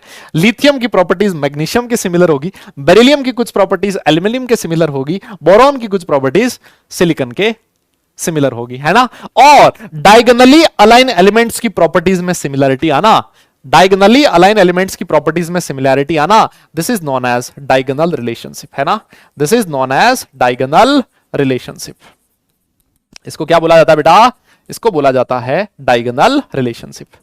ठीक है ठीक है ठीक है, समझ में आई क्या बात। यस यस यस यस, ये चीज सही है ना। हाँ, तो डायगोनली अलाइन एलिमेंट जो होते हैं बेटा उनकी प्रॉपर्टीज सिमिलर होती है। हर ग्रुप का फर्स्ट एलिमेंट अपनी कुछ प्रॉपर्टीज बाकी एलिमेंट से डिफरेंट शो करेगा और अपने डायगोनली अलाइन एलिमेंट के सिमिलर शो करेगा। This is known as diagonal relationship. इसका रीजन भी मैं आपको लिखाने वाला हूं, एक बार के लिए आप लोग इस चीज को नोट करो। यस यस यस, हाँ नोट कर लो, और अगर हो जाए तो डन लिख देना एक बार, है ना है ना है ना, हो जाए तो डन लिख देना एक बार। ठीक है, हो जाए तो डन लिख देना एक बार। ठीक है ठीक है ठीक है, हाँ जी हाँ जी हाँ जी। बेटा आपकी पीरियोडिक टेबल में सिर्फ यही वाली डायगोनल रिलेशनशिप है जो आपको देखने को मिलेगी, है ना। बाकी फिर आगे जैसे जैसे आगे जाते जाते हो ये डायगोनल रिलेशनशिप का जो इफेक्ट है वो बहुत मिनिमम होता जाता है, वो बहुत ही कम होती जाती है ना। जो आपको मैक्सिमम डायगोनल रिलेशनशिप मिलेगी वो सिर्फ और सिर्फ यहीं पर मिलेगी। क्लियर है, वो सिर्फ और सिर्फ यहीं पर मिलेगी। समझ में आ गई मेरी बात। यस, वो सिर्फ और सिर्फ यहीं पर मिलेगी। आगे जैसे जैसे जाते जाओगे नाइट्रोजन की सल्फर बहुत ही कम, है ना, बहुत ही मिनिमम, है ना। तो आपको सिर्फ डायगोनल रिलेशनशिप में इतने ही ये वाली ही टेबल याद रखनी है, लिथियम की मैग्नीशियम की, बेरिलियम की एल्यूमिनियम, बोरोन की सिलिकॉन के साथ। यस ठीक है, तो अब इसको लिख लो, लिख लो। डायगोनल रिलेशनशिप क्या बोलोगे, क्या बोलोगे, similarity. Yes, similarity in properties of diagonally aligned elements, diagonally aligned elements, diagonally aligned elements is known as diagonally aligned elements is known as diagonal relationship, है ना। जो diagonally aligned elements होते हैं बेटा, aligned जी आएगा ना भाई, हाँ पूरा लिख दो, अभी फिर बोलोगे सर ये क्या हो गया। हाँ, डायगोनली अलाइंड एलिमेंट्स की प्रॉपर्टीज में सिमिलैरिटी होना is known as diagonal relationship. Yes, अब देखो कौन कौन सी डायगोनल रिलेशनशिप आपको ध्यान में रखनी है बेटा, लिथियम, बेरिलियम, बोरोन, ठीक है, कार्बन, और यहां पर आएगा मैग्नीशियम, एल्यूमिनियम सिलिकॉन, है ना। इतनी सी डायगोनल रिलेशनशिप है जो हमें ध्यान में रखनी है, इसी के बारे में हम लोग पढ़ते हैं। बाकी आगे जैसे जैसे पढ़ते जाते हैं, है ना, ये डायगोनल रिलेशनशिप जो है वो एकदम खत्म होती जाती है ना, है ना, है ना। नहीं बेटा, सारी प्रॉपर्टी सिमिलर नहीं होती, कुछ प्रॉपर्टी सिमिलर होती है ना। सिमिलैरिटी इन सम प्रॉपर्टीज, ऐसे और लिख लो, है ना, सिमिलैरिटी इन सम प्रॉपर्टी। सारी प्रॉपर्टी सेम नहीं होती बेटा, है ना। ऐसा नहीं कि लिथियम की सारी प्रॉपर्टीज मैग्नीशियम के सेम होगी, नहीं, कुछ प्रॉपर्टी सेम होती है ना। क्या होती है बेटा? कुछ प्रॉपर्टी सेम होती है। Clear clear? Yes yes yes, हाँ जी, नोट कर लो इसको फटाफट से, नोट कर लो इसको फटाफट से। हाँ हाँ ठीक है, आगे चले। अरे बोलो ना भाई दादा। यस यस यस, हो गया क्या? हो गया क्या? अरे कार्बन का क्या, मैं बोल रहा हूं ना यार, सबकी डायगोनल रिलेशनशिप थोड़ी ना होती है यार। अबे देखो, तुम अपनी क्लास में बैठे हो ना, कुछ कुछ की डायगोनल रिलेशनशिप होगी, सबकी थोड़ी ना होगी। तो यहां पर भी ये वाली जो क्लास है ना, इसमें सिर्फ इतने लोगों की डायगोनल रिलेशनशिप है, बाकी लोगों की नहीं है ना, है ना। हाँ चलो आगे चलते हैं बेटा। अब आप लोग पूछोगे सर इसका रीजन क्या है ना। सर डायगोनल रिलेशनशिप का रीजन क्या है? डायगोनल रिलेशनशिप का रीजन क्या है? चलिए फिर लिखा देते हैं रीजन, है ना। रीजन लिखवा देंगे। सुनो देखो, हम लोग ये कहते हैं कि डाउन द ग्रुप जाने पर बेटा क्या होता है? साइज बढ़ती है। क्या होता है? साइज बढ़ती है। Yes yes, down the group जाने पर क्या होता है? साइज बढ़ती है। हम लोग ये कहते हैं कि जब आप लेफ्ट टू राइट जाते हो तो जनरली साइज डिक्रीज करती है ना। जब आप लेफ्ट टू राइट जाते हो तो साइज डिक्रीज करती है, लेकिन अरे भैया अगर आप डायगोनली मूव करोगे तो साइज जो है वो लगभग सेम रहती है। साइज क्या रहती है? लगभग सेम रहती है। और क्योंकि साइज लगभग सेम रहती है, इसी वजह से कुछ प्रॉपर्टीज ऐसी होती हैं जो सेम हो जाती है। समझ में आई क्या बात? यस, आना बोलना पड़ेगा दादा। यस यस यस यस, क्या लिखा है रीजन में बेटा? सबसे पहला रीजन लिखोगे सिमिलर साइज। इनकी जो साइज होती है वो क्या होती है? लगभग सेम होती है। अच्छा, अगर साइज सेम है ना तो आप लोग बोल दोगे इनकी इलेक्ट्रोनेगेटिविटी भी लगभग सेम होगी। सिमिलर इलेक्ट्रोनेगेटिविटी, इनकी क्या होती है बेटा? लगभग सिमिलर इलेक्ट्रोनेगेटिविटी होती है। यस, और एक और पॉइंट मैं लिखवा रहा हूं, इसको समझना। Similar charge upon radius ratio, या फिर ऐसे बोल दो सिमिलर, हाँ ये लिख दो, charge divided by radius ratio, है ना। Similar charge upon radius ratio. जब आप डाउन द ग्रुप जाते हो, सॉरी जब आप डायगोनली अलाइन एलिमेंट की बात करते हो तो उनका चार्ज और उनकी रेडियस का जो रेशियो होता है वो सेम होता है। इस चार्ज अपॉन रेडियस रेशियो को बोला जाता है, इस चार्ज अपॉन रेडियस रेशियो को बोला जाता है बेटा पोलराइजिंग पावर। क्या बोला जाता है? Polarising power. और इसके बारे में हम लोग थोड़ा और डिटेल में पढ़ेंगे जब हम लोग केमिकल बॉन्डिंग पढ़ेंगे। जब हम लोग क्या पढ़ेंगे? केमिकल बॉन्डिंग पढ़ेंगे। अरे चार्ज अपॉन मास रेशियो नहीं है ये, भगवान। कोई कह रहा ई बाई एम, अबे तुमने ई बाई एम पढ़ा है तो मतलब वही लगाओगे क्या हर जगह? यहां पर है चार्ज अपॉन रेडियस रेशियो, उस पे चार्ज और उसकी रेडियस। चार्ज अपॉन मास नहीं है मुन्ना। हाँ, उसको क्या बोला जाता है बेटा? पोलराइजिंग पावर, है ना, है ना, है ना। यस यस, ए भाई बोलना यार, चार्ज अपॉन मास नहीं है Guru Maharaj, charge upon radius है, ठीक है ना। मास मत लिख लियो, फिर कह रहा हूं, हाँ मास मत लिख लेना, जल्दबाजी में तुम भावनाओं में बैठ के मास लिख दोगे।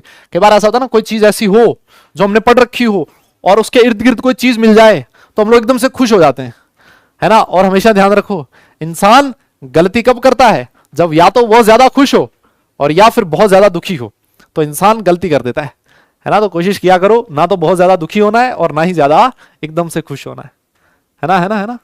इतिहास इस बात का गवाह है कि इंसान ने गलतियां तभी करी हैं जब या तो बहुत खुश रहा हो या फिर बहुत लफड़े में रहा हो, बहुत दुखी रहा हो, है ना, तब वो ऐसा डिसीजन ले लेता है। आज ही नोट कर लो बेटा। यस, नोट हो जाए तो डन लिख देना, फिर हम लोग आगे चल लेंगे। लिख लिया? लिख लिया? यस यस, नोट कर लिया? हाँ जी, हाँ जी, अरे बोलो जी, नोट हो गया क्या? नोट हो गया क्या? Yes yes yes, done. आइए फिर एक आधा क्वेश्चन भी कर लेते हैं जो जेई में पूछा गया क्वेश्चन है। देखिए, ये जेई मेंस 2019 का क्वेश्चन है। बहुत सारे लोग सोचते होंगे सर क्या इतनी आसान चीजें भी जेई पूछता है क्या? अभी बता देते हैं पूछता है कि नहीं पूछता। देखो सबसे पहले जेईई मेंस 2019 का क्वेश्चन क्या कहता है, the electronegativity of aluminium is similar to, बताइए कौन से ऑप्शन पे टिक किया जाए, बताइए कौन से ऑप्शन पे टिक करें, एल्यूमिनियम की इलेक्ट्रॉन नेगेटिविटी किसके सिमिलर होगी, जल्दी से बोलो कौन से ऑप्शन पे टिक करें, किसके सिमिलर होगी, अभी बताया था बस, बहुत बढ़िया, वेरी गुड। अरे मुन्ना देखना यार, लिथियम बेरिलियम बोरोन, और यहां पर आता था मैग्नीशियम और यहां आता था सिलिकॉन, तो सर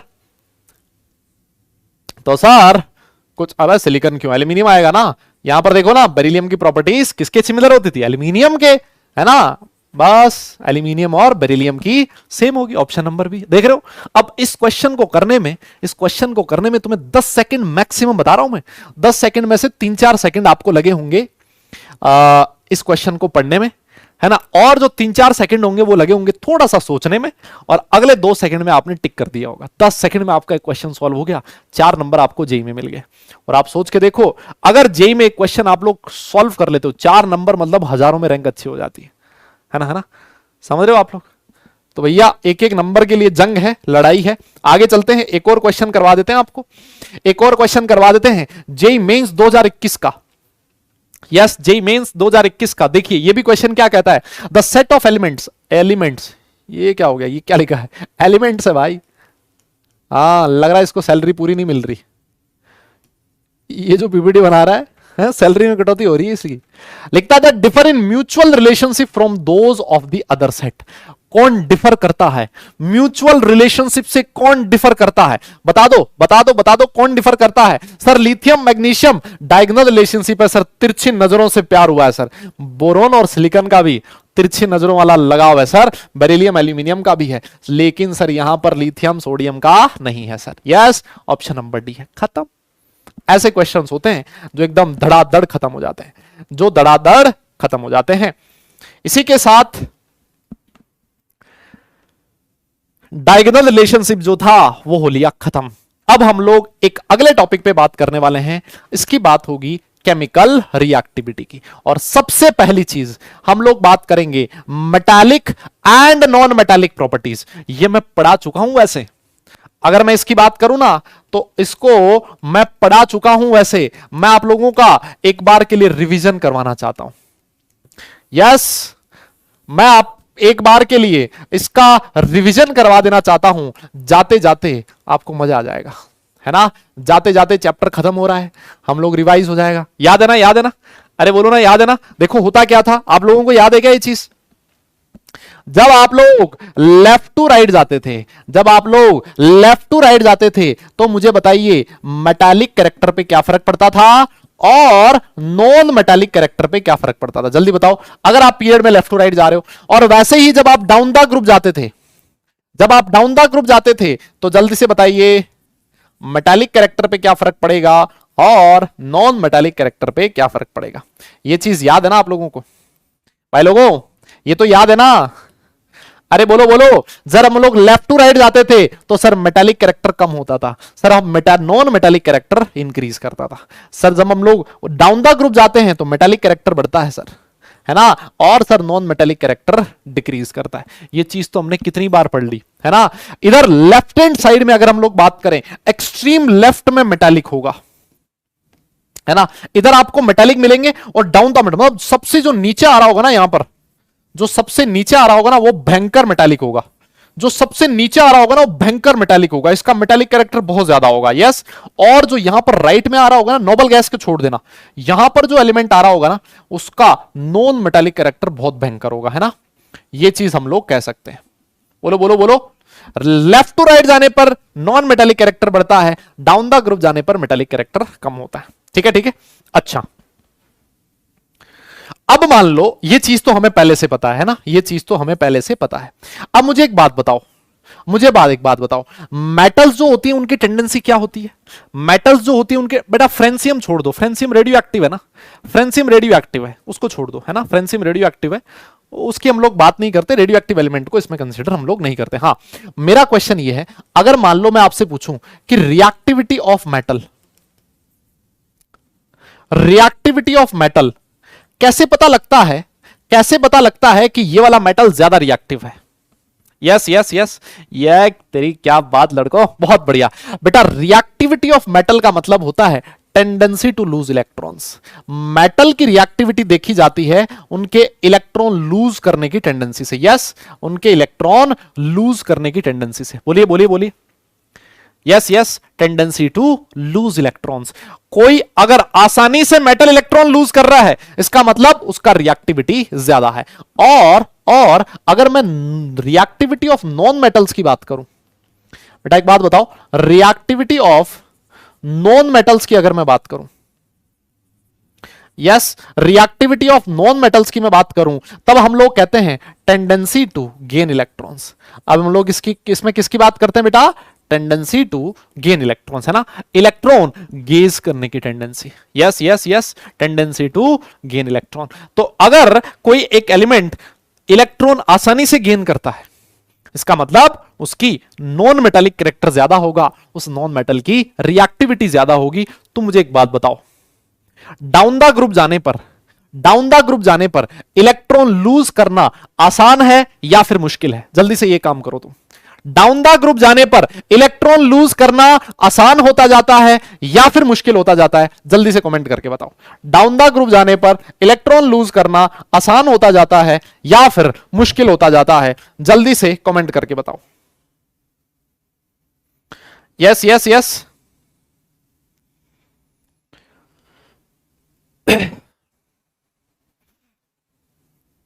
बेटा बताना पड़ेगा, जल्दी जल्दी जल्दी बोल। यस यस यस यस, आसान होता जाता है। और क्यों आसान होता है? क्यों आसान होता है सर? इसका रीजन है, इसका रीजन ये है सर, क्योंकि डाउन द ग्रुप जाने पर आउटर मोस्ट शेल जो वो आउटर मोस्ट इलेक्ट्रॉन न्यूक्लियस से दूर होता जाता है, उस पर सर न्यूक्लियस का अट्रैक्शन कम होता जाता है। इसी वजह से अट्रैक्शन कम, तो उसको लूज करना आसान हो जाता है ना। मैं ऐसे भी कह सकता हूं सर, डाउन द ग्रुप जाने पर आयनाइजेशन एनर्जी कम होती है, आउटर इलेक्ट्रॉन पे न्यूक्लियस का अट्रैक्शन कम है, वो आसानी से छोड़ के बोलेगा जा। लॉन्ग डिस्टेंस, है ना, लॉन्ग डिस्टेंस रिलेशनशिप्स, है ना, बड़ा लफड़ा होता है भैया, है ना बाबू भैया। लॉन्ग डिस्टेंस रिलेशनशिप को मैनेज करना बहुत मुश्किल होता है ना, ज्यादा लंबी चलती नहीं है। जब कोई प्यार बहुत गहरा हो तभी चल पाता है ना। उसके पीछे कारण है, उसके पीछे कारण यही है, न्यूक्लियस रह गया यहां, आउटर मोस्ट इलेक्ट्रॉन है दूर, और भैया आजकल देख रहे हो तुम, कंपटीशन का जमाना है ना, तो आउटर मोस्ट इलेक्ट्रॉन को और भी न्यूक्लियस अट्रैक्ट कर रहे हैं अपनी तरफ, है ना। तो हो सकता है वो जो आउटर मोस्ट इलेक्ट्रॉन है, इस न्यूक्लियस के साथ उसका अट्रैक्शन बहुत कम है, और जितनी दूरी अट्रैक्शन उतना कम। इस वजह से एक दिन ऐसा हो सकता है कि ये जो इलेक्ट्रॉन है वो इस न्यूक्लियस को छोड़ के भाग जाए, बोले किसी और न्यूक्लियस के पास जाना है ना, है ना, है ना। तो ऐसा हो सकता है। रीजन बिल्कुल सिमिलर है, आप इसका रीजन लिख सकते हो, है ना, आप इसका रीजन लिख सकते हो कि रिएक्टिविटी ऑफ मेटल्स ऐसे लिख दो, या फिर ऐसे लिख दो, metallic character increases down the group. Yes, increases down the group. क्यों ऐसा? हाँ, क्यों ऐसा? बिकॉज it becomes easier, है ना, is because it's easier to lose electrons. Yes, because it becomes easier to lose electrons. क्योंकि आयनाइजेशन एनर्जी डिक्रीज करता है। इससे सारी तुम्हें कहानी समझ में आ जाएगी, है ना, इससे सारी कहानी तुम्हें समझ में आ जाएगी, ठीक है। और अगर मैं नॉन मेटल्स की बात करूं, यस यस यस बेटा, अगर मैं नॉन मेटल्स की बात करूं, sir reactivity of non metals, जिसको मैं नॉन मेटालिक कैरेक्टर कह सकता हूं, है ना, नॉन मेटालिक कैरेक्टर मैं कह सकता हूं सर, वो डिक्रीज करेगी down the group, decreases down the group, है ना, डिक्रीजेस डाउन द ग्रुप। अगर डाउन द ग्रुप डिक्रीज कर रही है तो लेफ्ट टू राइट इंक्रीज करेगी, है ना, इंक्रीजेस ऐसे भी लिख लो, in a period, increases in a period from left to right, है ना, लेफ्ट टू राइट। बिकॉज, है ना, इसका रीजन भी लिख लो बेटा, है ना, क्योंकि इंसान भूल जाता है ना यार, चीजें भूल जाता है। Because it becomes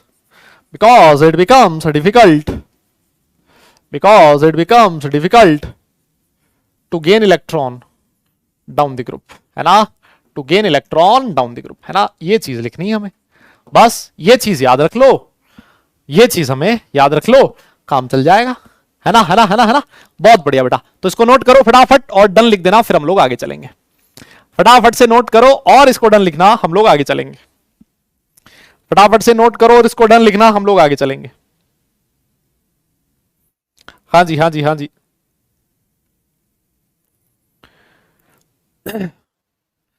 yes yes, note कर लेना, हम लोग आगे चलेंगे।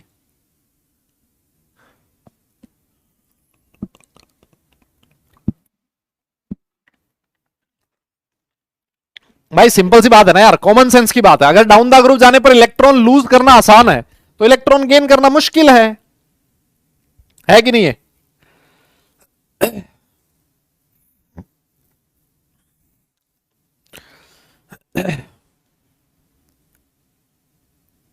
हो गया क्या?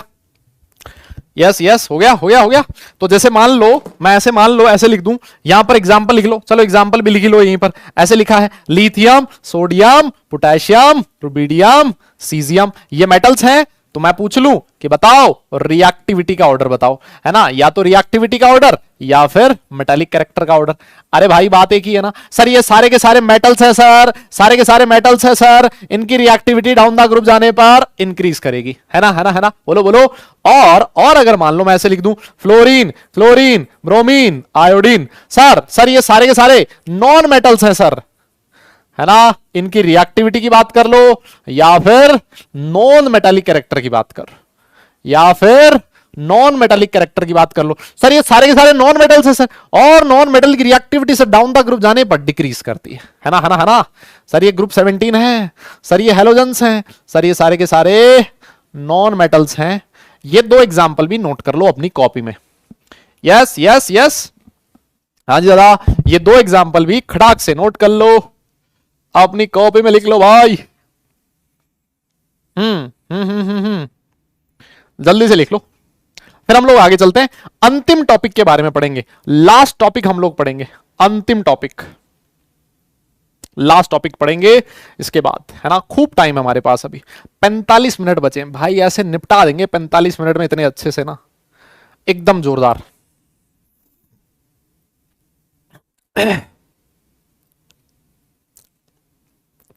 हाँ जी, हाँ जी, हाँ जी।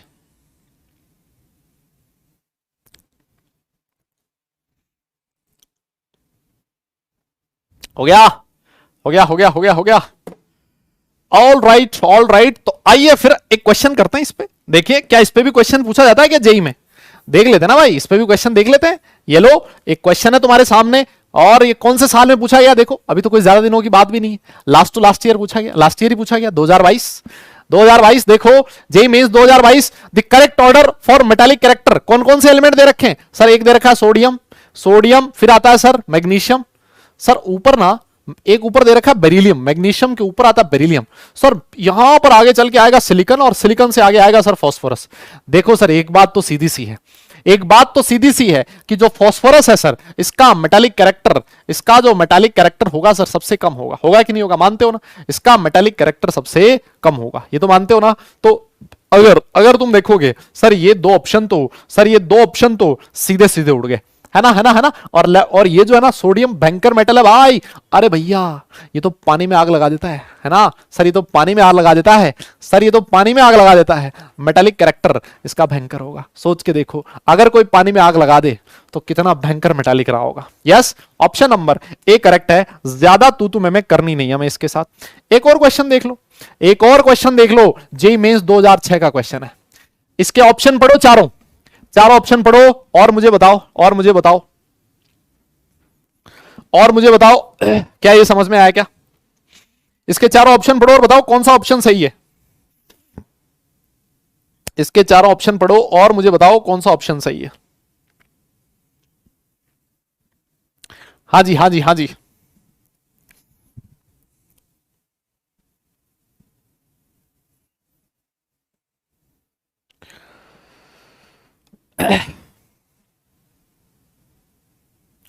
हो गया, हो गया। कौन सा ऑप्शन सही लग रहा है? अरे चारों ऑप्शन तो पढ़ो, चारों ऑप्शन पढ़ो ना यार, चारों ऑप्शन पढ़ो।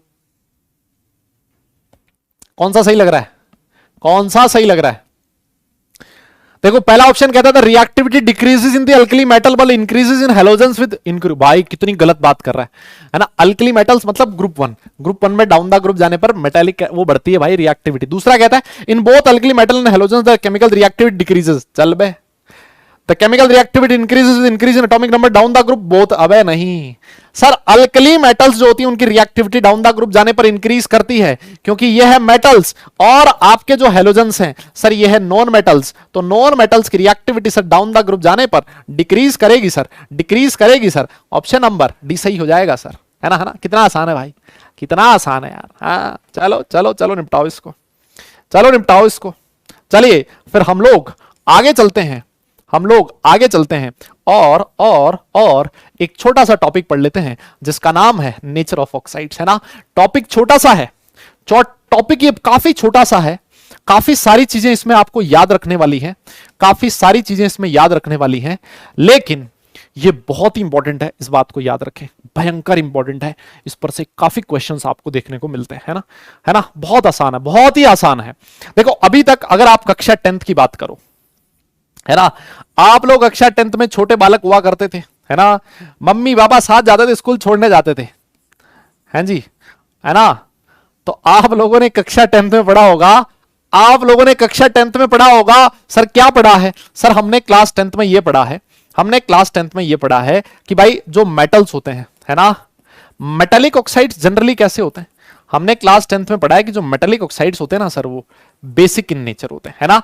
और सर हमने ये पढ़ा है कि सर जो नॉन मेटेलिक ऑक्साइड्स होते हैं ना सर, नॉन मेटेलिक ऑक्साइड्स होते हैं ना सर वो कैसे होते हैं, एसिडिक होते हैं, है ना। नॉन मेटेलिक ऑक्साइड्स जो होते हैं ना सर वो एसिडिक होते हैं। पढ़ा है क्या आप लोगों ने? अरे बोलो बोलो, यस यस यस दादा, हाँ बोल यार, क्या ये पढ़ा है तूने? पढ़ा है ना यार, ये तो सबने पढ़ा होता है ना, है ना, है ना।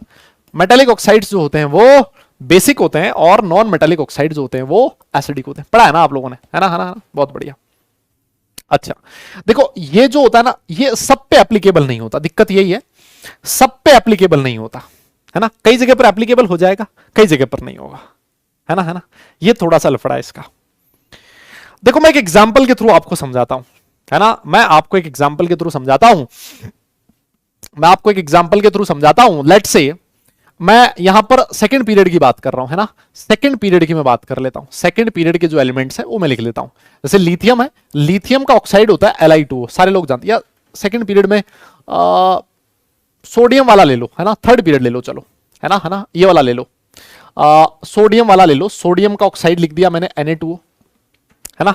सोडियम के बाद कौन आता है? मैग्नीशियम, है ना। मैग्नीशियम का ऑक्साइड लिख दिया MgO। उसके बाद आता है एल्यूमिनियम Al2O3, यस। फिर उसके बाद आता है कौन? सिलिकॉन, सिलिकॉन का ऑक्साइड लिख दिया SiO2। फिर कौन आता है? फॉस्फोरस, हैं जी, हैं जी। सिलिकॉन के बाद कौन आएगा? फॉस्फोरस, P2O3 P2O5, दो तरह के ऑक्साइड होते हैं इसके, है ना। लेट से ये लिख दिया फॉस्फोरस। फिर आएगा सल्फर, ये हो गया सल्फर SO3, यस। और सबसे लास्ट में मैंने लिख दिया किसका ऑक्साइड? सल्फर। और सबसे लास्ट में क्लोरीन का ऑक्साइड Cl2O7, है ना, है ना। देख रहे हो आप लोग? Yes yes yes. अच्छा आप लोगों को क्या ये चीज पता है एम्फोटेरिक ऑक्साइड्स क्या होते हैं? हाँ जी, हाँ जी। अच्छा चलो ठीक है, अभी एम्फोटेरिक तो पता होगा ही, मतलब इतना तो याद ही होगा। ये जो ऑक्साइड होता है ना सोडियम का ऑक्साइड, ये भयंकर बेसिक होता है, यस, हाईली बेसिक। ये कैसा होता है बेटा? ये भयंकर बेसिक होता है सर। अच्छा अगर मैं मैग्नीशियम के ऑक्साइड की बात करूं ना, ये ठीक ठाक बेसिक होता है ना, ये ठीक ठाक बेसिक होता है, यस यस यस। और बेटा ये जो Al2O3 है ना, नाम सुना आप लोगों ने, ये एम्फोटेरिक होता है। कैसा होता है सर? एम्फोटेरिक होता है सर, यस। ये कैसा होता है बेटा? एम्फोटेरिक होता है। अगर आप सिलिकॉन के ऑक्साइड की बात करो, अगर आप सिलिकॉन के ऑक्साइड की बात करो तो ये कैसा होता है सर? स्लाइटली एसिडिक होता है ना, स्लाइटली, थोड़ा सा एसिडिक होगा। अगर आप फास्फोरस के ऑक्साइड की बात करो तो सर ये एसिडिक होता है सर। अगर आप सल्फर की बात करो तो यह हाईली एसिडिक होता है सर, हाईली एसिडिक होता है। और अगर आप क्लोरीन के ऑक्साइड की बात करो, ये Cl2O7, तो सर ये तो भयंकर एसिडिक होता है। ये कैसा होता है? भयंकर एसिडिक होता है। बोलो बोलो बोलो, होता है कि नहीं? यस। ये है आपका थर्ड पीरियड, है ना। ये कौन सा पीरियड है बेटा? थर्ड पीरियड के एलिमेंट है। आप एक चीज नोटिस कर पा रहे हो क्या? आप एक चीज नोटिस कर पा रहे हो क्या कि जब मैं लेफ्ट टू राइट जा रहा हूं बेटा, जब मैं लेफ्ट टू राइट जा रहा हूं तो ऑक्साइड्स का बेसिक नेचर डिक्रीज कर रहा है, लेफ्ट टू राइट जाने पर ऑक्साइड्स का एसिडिक नेचर इंक्रीज करता है। This is the general trend. क्या आप ये बात समझ पा रहे हो? है ना? हाँ, देखो एम्फोटेरिक का मतलब क्या होता है? एम्फोटेरिक को कोई लिहाज नहीं है ना? एम्फोटेरिक का कोई दिक्कत नहीं। हाँ, ये लिखना है बेटा, लिखना है, सब कुछ लिखना है ना? इसको ना ये एसिड के साथ भी रिएक्ट कर लेता है और ये बेसिक के साथ भी रिएक्ट कर लेता है ना? इसको ना मतलब किसी से वो नहीं है, दिक्कत नहीं है ना? बोले एसिड आए ठीक है, बोले बेस आए ठीक है, जो भी आएगा चलेगा अपना, है ना? आए बस कोई ना कोई, है ना? ये दोनों के साथ रिएक्ट कर लेता है। बाकी एसिडिक बेसिक जो होता है वो जनरली एसिड के साथ रिएक्ट करता है, तो बेस जो होता है वो जनरली एसिड के साथ रिएक्ट करता है ना? यही सारी चीज होती है। ऑल राइट, हाँ हाँ हाँ, है ना? अब देखो, तो क्या मैं ये वाला पॉइंट लिख सकता हूं? क्या मैं ये वाला पॉइंट लिख सकता हूं? क्या मैं ये वाला पॉइंट लिख सकता हूं? जल्दी बोलो कि in A group from left to right, from left to right, क्या ये वाला पॉइंट हम लोग लिख सकते हैं? In A group from left to right, in A group from left to right. हाँ जी, अबे तुम क्या समझ रहे हो? हंस क्यों रहे हो? नॉटी नॉटी माइंड, हाँ? तो अबे उल्टा सीधा मत समझो, जो समझाया ना वही समझो। डर्टी माइंड है। हाँ, in A group from left to right, acidic nature of oxides, acidic nature of oxides increases, है ना? Acidic nature of oxides increases and basic nature of oxides decreases. ऐसा लिख सकता हूं मैं, and basic nature of oxides decreases. ठीक है जी, ठीक है जी।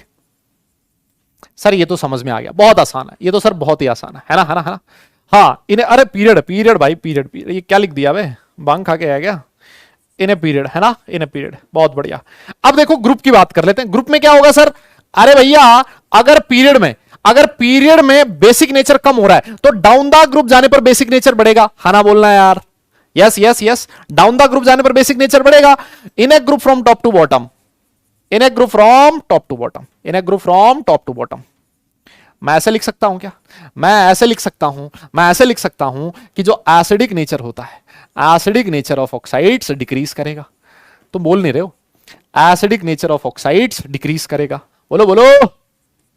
And basic nature of oxides increases, basic nature of oxides increases.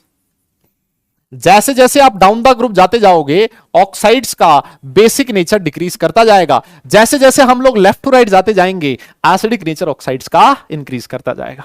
ठीक है, ठीक है, ठीक है, नोट कर लो बेटा, इसको नोट करो। फिर हम लोग एग्जाम्पल भी लिखते हैं, फिर मैं आपको एग्जाम्पल देके भी बताता हूं, है ना? फिर मैं आपको एग्जाम्पल देके भी बताता हूं। यस यस यस, नोट करो बेटा, नोट करो, नोट करो, नोट करो, है ना? है ना? है ना? देखो यहां पर दिख ही रहा है ना भाई, सीधा सीधा दिख ही रहा है। लेफ्ट टू राइट जा रहे हो, लेफ्ट टू राइट जा रहे हो, एसिडिक नेचर बढ़ रहा है ना? है ना? और ये भी कह सकता हूं क्या मैं, लेफ्ट टू राइट जाने पर इलेक्ट्रोनेगेटिविटी बढ़ रही है? अरे बोलो ना यार, क्या मैं ऐसे भी कह सकता हूं लेफ्ट टू राइट जाने पर इलेक्ट्रोनेगेटिविटी बढ़ती है? तो ज्यादा इलेक्ट्रोनेगेटिव एलिमेंट होगा, ज्यादा इलेक्ट्रोनेगेटिव एलिमेंट होगा, तब भी ज्यादा इलेक्ट्रोनेगेटिव एलिमेंट होगा, तब भी उसकी एसिडिक नेचर ज्यादा होगी। अगर वो ऑक्साइड जो देखोगे ना, उस ऑक्साइड का एसिडिक नेचर ज्यादा होगा। इन सब में सबसे ज्यादा इलेक्ट्रोनेगेटिविटी किसकी? क्लोरीन की, है ना? तो उसका ऑक्साइड हाईली एसिडिक है, देख रहे हो आप लोग? तो एसिडिक नेचर जो होता है ऑक्साइड का, मैं ऐसे भी कह सकता हूं। देखो यहां पर एक चीज और नोटिस करो, यहां पर जो सोडियम है उस पर चार्ज है +1, यहां पर जो मैग्नीशियम है इस पे चार्ज है +2, एल्यूमिनियम पे है +3, सिलिकॉन पे है +4, फॉस्फोरस पे है +5, सल्फर पे है +6 और क्लोरीन पे है +7। आप लोग ऐसे भी बोल सकते हो, आप लोग ऐसे भी बोल सकते हो कि लेफ्ट टू राइट जाने पर पॉजिटिव चार्ज बढ़ रहा है, तब भी ऑक्साइड्स का एसिडिक नेचर बढ़ेगा। एक ही चीज को किसी भी तरीके से घुमा फिरा के पूछ सकते हो, किसी भी तरीके से घुमा फिरा के कह सकते हो। बोलो ना, लेफ्ट टू राइट जाने पर इलेक्ट्रोनेगेटिविटी बढ़ती है एलिमेंट्स की, तो इलेक्ट्रोनेगेटिविटी ज्यादा तो ऑक्साइड्स का एसिडिक नेचर ज्यादा, ऐसे भी कह सकता हूं। लेफ्ट टू राइट जाने पर पॉजिटिव चार्ज बढ़ रहा है एलिमेंट पे, तो जितना ज्यादा पॉजिटिव चार्ज आप बोल दोगे एसिडिक नेचर उतना ज्यादा। तो भैया एक ही चीज है, इसी चीज को घुमा फिरा के जैसे भी बोलो वैसे लिख सकते हो आप लोग, है ना? एक चीज को आप याद रख लो, तो इसको आप ऐसे लिख लो, है ना? इसको आप ऐसे लिख सकते हो, इसको आप ऐसे लिख सकते हो कि सर जो एसिडिक नेचर होता है ना सर जो एसिडिक नेचर होता है ना सर जो एसिडिक नेचर होता है ना सर, वो डायरेक्टली प्रोपोर्शनल होता है किसके? डायरेक्टली प्रोपोर्शनल होता है किसके? ऐसे लिख सकता हूं, एसिडिक नेचर जो होगा वो किसके डायरेक्टली प्रोपोर्शनल होगा? देखो लेफ्ट टू राइट जाने पर ये वाला नॉन मेटल है ना, तो नॉन मेटल जितना ज्यादा होगा, जितना ज्यादा नॉन मेटेलिक होगा सर उसका एसिडिक नेचर उतना ही ज्यादा होगा। तो आप डायरेक्टली प्रोपोर्शनल लिख सकते हो नॉन मेटेलिक कैरेक्टर। यस, आप डायरेक्टली प्रोपोर्शनल लिख सकते हो किसके? इलेक्ट्रोनेगेटिविटी। हाँ अरे भैया ये पूरी केमिस्ट्री में काम आएगा जो आज आप लिख रहे हो। आप इसको डायरेक्टली प्रोपोर्शनल लिख सकते हो पॉजिटिव चार्ज, है ना, पॉजिटिव चार्ज, है ना, या फिर आप इसको ऑक्सीडेशन नंबर भी कह सकते हो, oxidation number of the element, है ना, एलिमेंट का ऑक्सीडेशन नंबर। आप जो चाहो इस तरीके से आप रिलेट कर सकते हो। अरे भाई अब इसको टॉपिक को तो खत्म कर लो, अबे इस टॉपिक को तो खत्म कर लो, हाँ फिर उसके बाद छोड़ देंगे। अबे बीच में टॉपिक थोड़ी ना छोड़ेंगे। यस यस यस, बीच में टॉपिक थोड़ी ना छोड़ेंगे यार। हाँ जी, ये नोट कर लो बेटा, acidic nature directly proportional to non metallic character, directly proportional to electronegativity, या फिर directly proportional to positive charge of the element.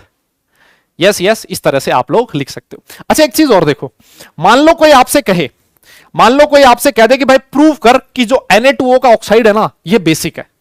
क्या कह दे कि Na2O का ऑक्साइड बेसिक है। अगर आपसे प्रूव करवाने को बोले कि prove that Na2O is acidic basic, तो आप क्या करोगे ना, आप बोलोगे सर एक काम करो Na2O को पानी में डाल दो, Na2O को पानी में डाल दो सर, ये बनाता है NaOH, और सर जो NaOH होता है ना सर वो पानी में सर OH माइनस आयन देता है ना। तो सर इस ऑक्साइड का जो एक्वस सॉल्यूशन है सर वो OH माइनस आयन दे रहा है, इसका मतलब सर ये बेसिक है सर। ये कैसा है सर? बेसिक है, सिंपल है। यस यस यस, अरे बोलो ना, रिएक्शन के थ्रू समझा रहा हूं। हाँ जैसे मान लो अगर कोई तुमसे कहे कि बताओ ये जो क्लोरीन का ऑक्साइड है, ये क्लोरीन का ऑक्साइड है, ये भयंकर एसिडिक है, इसको एक्सप्लेन करो, कैसे प्रूव करोगे? आप बोलोगे सर एक काम करो, है ना, ये जो क्लोरीन का ऑक्साइड है ना इसको आप पानी में डाल दो, इसको आप पानी में डाल दो। यस यस, आप बोलोगे ये बनेगा HClO4, सर ये एसिडिक होता है सर, और सर ये पानी में H प्लस आयन देता है सर, और जो H प्लस आयन देता है उसी को हम लोग एसिडिक बोलते हैं ना। तो ये सारी रिएक्शंस आप लोग जैसे जैसे केमिस्ट्री पढ़ते जाओगे दादा, जैसे जैसे आप लोग केमिस्ट्री पढ़ते जाओगे वैसे वैसे ये रिएक्शंस देखते जाओगे। अभी मैंने सिर्फ आपको प्रूव करके बताया है कि Na2O is basic, Cl2O7 is acidic. Yes बोलो बोलो बोलो, है ना। हाँ लिटमस टेस्ट तो कर ही सकते हो, लिटमस वाला टेस्ट तो हो ही सकता है। ये केमिकल इनऑर्गेनिक केमिस्ट्री रिएक्शंस पे चलता है भैया, इनऑर्गेनिक केमिस्ट्री रिएक्शन पे चलता है ना, तो वो चीज मैंने आपको लिखवाई है। ऑलराइट, एक्सपेरिमेंट कराओ फिजिकली। अच्छा हाँ सर, हम लोग 10th क्लास में खूब देखे हैं ऐसे एक्सपेरिमेंट, साला 11th में सिलेबस नहीं होता बे, टाइम पे खत्म, तुम्हें एक्सपेरिमेंट करके और समझाना है, हद है मतलब। हाँ बताओ बेटा, बैलेंस नहीं कर रखा, बैलेंस कोई काम का नहीं है हमारे, हाँ बैलेंस कोई काम का नहीं। यस हो गया क्या बेटा? नोट कर लिया? नोट कर लिया क्या? नोट कर लिया?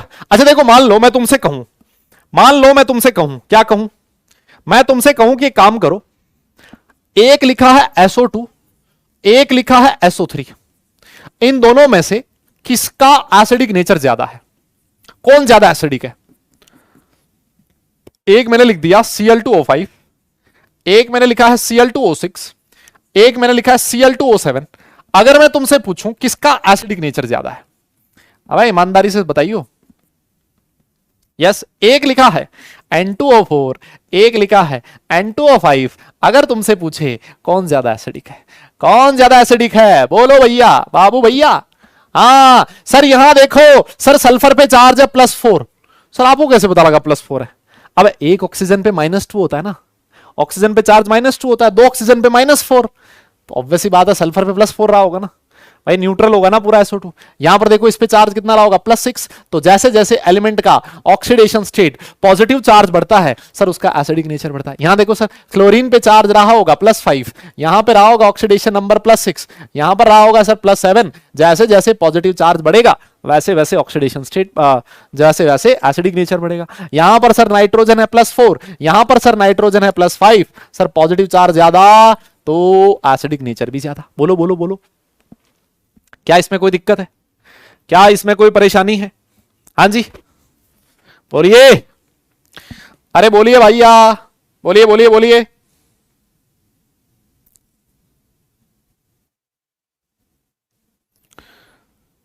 अरे बोलिए भैया।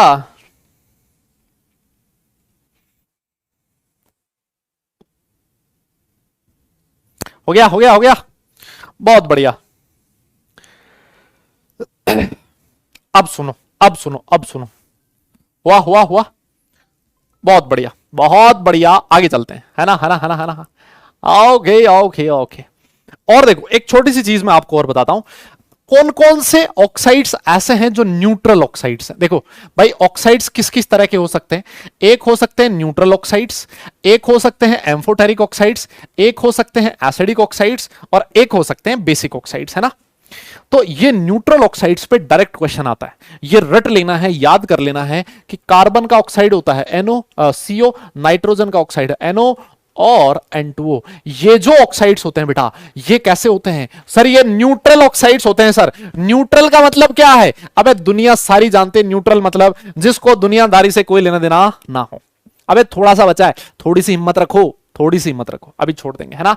सर न्यूट्रल ऑक्साइड्स का मतलब क्या होता है सर, ऐसे ऑक्साइड्स जो ना तो एसिड के साथ रिएक्ट करें ना ही बेस के साथ रिएक्ट करें, वो कैसे होते हैं, न्यूट्रल ऑक्साइड्स होते हैं। क्लियर क्लियर क्लियर, कैसे होते हैं, न्यूट्रल ऑक्साइड्स होते हैं। यस यस यस यस, हाँ, जो ना तो एसिड के साथ और ना ही बेस के साथ, बोले हमें कोई लेना देना नहीं है, कोई दुनिया मरती बिड़ती रहे, है ना, हमें मतलब नहीं है ना, तो कैसा होगा, न्यूट्रल ऑक्साइड होगा। यस यस यस, बहुत बढ़िया। अच्छा एक चीज और देखो, मान लो अगर कोई तुमसे कहे कि भाई एम्फोटेरिक ऑक्साइड्स कौन कौन से हैं, तो भैया ये वाले ऑक्साइड्स भी याद कर लेना। इतने क्वेश्चंस पूछे गए ना जेईई मेंस और एडवांस में, इतने क्वेश्चंस पूछे गए ना, इतने क्वेश्चन, है ना, इतने क्वेश्चन पूछे गए तुम विश्वास भी नहीं कर सकते। अगर मैं बात करूं ना, कौन कौन से एलिमेंट ऐसे हैं जो एम्फोटेरिक ऑक्साइड्स बनाते हैं, मैं आपको बता देता हूं। एम्फोटेरिक ऑक्साइड्स बनाने वाले में सबसे पहले आता है जिंक, Zn, है ना, फिर आता है बेरिलियम, फिर आता है एल्यूमिनियम, यस, फिर आता है गैलियम, फिर आता है एसन, फिर आता है लेड। ये जो एलिमेंट्स हैं इनके सारे ऑक्साइड्स, सारे ऑक्साइड्स, है ना, सारे ऑक्साइड्स, चाहे कोई भी ऑक्साइड हो, है ना, चाहे कोई भी ऑक्साइड हो, ये सारे के सारे बेटा कैसे होते हैं, ऑक्साइड्स आर एम्फोटेरिक, है ना। जैसे मान लो ZnO लिखा है, जैसे मान लो BeO लिखा है, जैसे Al2O3 लिखा है ना, जैसे गैलियम का ऑक्साइड है कोई, है ना, जैसे SnO लिखा है, SnO2 लिखा है, PbO लिखा है, PbO2 लिखा है। ये वो एलिमेंट्स होते हैं जो सारे के सारे जो ऑक्साइड्स होते हैं वो क्या होते हैं, सारे के सारे एम्फोटेरिक होते हैं। यस यस, ये सारे के सारे कैसे होते हैं बेटा, एम्फोटेरिक होते हैं। सर इसको याद कैसे रखें, देखो ऐसे याद रख सकते हो, जनाबे, ऐसे याद रख सकते हो, ट्रिक है बेटा इसकी, जनाबे आली गाए संत प्रभु, है ना, क्या याद रख सकते हो, जनाबे आली गाए संत प्रभु। जनाबे आली, देखो जनाबे आली गाए संत प्रभु, याद है क्या ये, अरे याद रह जाएगा क्या भाई लोगों, याद रह जाएगा क्या, यस यस यस, याद रह जाएगा क्या, जनाबे आली गाए संत प्रभु। बहुत आसान है यार, बहुत ही आसान है, ये बोलना है यार भाई, आसान है ना, आसान है ना। यस यस, एम्फोटेरिक का मतलब है जो, भाई ये भी नहीं पता यार, एसिड एंड बेस दोनों के साथ रिएक्ट करे, है ना, दोनों के साथ रिएक्ट करे, है ना, with reacts with both acid and base react करें, उसको बेटा एम्फोटेरिक बोला था। बहुत सारे बच्चे बोल रहे हैं सर होता क्या है ये बता दो। अब सुनो, ये तो याद रह जाएगी ट्रिक से। अब देखो मैं आपको एक और ऑक्साइड बताता हूं, एसबी, आर्सेनिक और एंटीमनी, ये वाले ऑक्साइड बेटा, इसके दो ऑक्साइड होते हैं, एक होता है Sb2O3, एक होता है Sb2O5, है ना। इसके भी दो ऑक्साइड होते हैं, As2O3 और एक होता है As2O5, ठीक है ना। तो सुन लो सुन लो सुन लो, क्या सुन लो गांव वालों, इसका ये वाला जो ऑक्साइड है ना बेटा, ये होता है एम्फोटेरिक, यस, ये होता है बेटा एम्फोटेरिक। और इसका जो ऑक्साइड है सर ये होता है एसिडिक, ये होता है एसिडिक। इसका जो ऑक्साइड है बेटा ये होता है एम्फोटेरिक, कैसा होता है, एम्फोटेरिक। और ये वाला जो ऑक्साइड है सर ये होता है एसिडिक, ये कैसा होता है, एसिडिक। यस यस, ये कैसा होता है बेटा, एसिडिक होता है। ठीक है ना, तो ये थोड़ा सा ध्यान रखियो, ये थोड़ा सा ध्यान रखियो। देखो यहां पर चार्ज है +3, यहां पर चार्ज है +5, सीधा सा बोलोगे ज्यादा चार्ज वाला एसिडिक, कम चार्ज वाला एम्फोटेरिक। यहां पर भी देख लो, यहां पर +3, यहां पर +5, ज्यादा चार्ज है एसिडिक, कम चार्ज वाला एम्फोटेरिक। बताओ ना, याद रख लोगे क्या? ए भाई, हाँ तो जल्दी खत्म कर देंगे ना बेटा, बस 5 मिनट का बचा है, 5 मिनट के बाद खत्म है। ये लो 5 मिनट में खत्म है टॉपिक। यार 15 मिनट पहले छोड़ रहा हूं, फिर भी मतलब ऐसे कर रहे हो। हाँ, यस यस यस, अरे बोलो याद रह जाएगा क्या? ये भैया मैं ऐसे टॉपिक्स बता रहा हूं यार, जो तुम्हें मतलब हमेशा याद करोगे तुम। ये ऐसी चीज बता रहा हूं हमेशा याद करोगे। सर क्या आपने ट्रिक्स बताई थी, एकदम सब याद रह जाएगा सर, है ना। एक साथ लिखे होते हैं ना तो आसानी रहती है बेटा, एक साथ लिखे हो ना तो आसानी रहती है। यस, हो जाएगा हो जाएगा, नोट कर लिया, नोट कर लिया, नोट कर लिया। हाँ जी हाँ जी हाँ जी, yes yes yes, all right all right. चलो फिर एक छोटी सी ट्रिक और बता देता हूं, एक छोटी सी कहानी और लिख लेते हैं, बस वो लास्ट कहानी होगी, है ना, वो लास्ट कहानी होगी। देखो अगर मैं मेटल्स की बात करूं, है ना बेटा, मैं मेटल्स की बात करूं ना, अगर मैं मेटल्स की बात करूं ना बेटा, तो मेटल्स में अगर किसी मेटल पे चार्ज +1 हो, +2 हो, +3 हो, है ना, ये उनकी ऑक्सीडेशन स्टेट है। अगर उसकी ऑक्सीडेशन स्टेट +4 हो, अगर उसका ऑक्सीडेशन स्टेट +6, +5 और +7 हो, तो हमेशा ध्यान रखो, अगर मेटल पे, ये डी ब्लॉक में बहुत काम आएगा, ये डी ब्लॉक में बहुत काम आएगा बेटा, अगर मेटल पे +6, +5, +7 ऑक्सीडेशन स्टेट हो तो वो होगा एसिडिक ऑक्साइड्स। वो कैसा ऑक्साइड बनाएगा? एसिडिक ऑक्साइड बनाएगा। जैसे मान लो +1, +2, +3 हो तो वो कैसा होगा सर? वो बेसिक ऑक्साइड होगा। और अगर मान लो +4 है तो कैसा होगा? एम्फोटेरिक होगा। कैसा होगा? एम्फोटेरिक होगा। क्लियर? कैसा होगा? एम्फोटेरिक होगा। अरे बोलो बोलो बोलो, यस यस, कैसा होगा? बेसिक होगा। लेकिन यहां पर एक छोटा सा एक्सेप्शन है, यहां पर एक छोटा सा एक्सेप्शन है इस वाले केस में। एक्सेप्शन क्या है?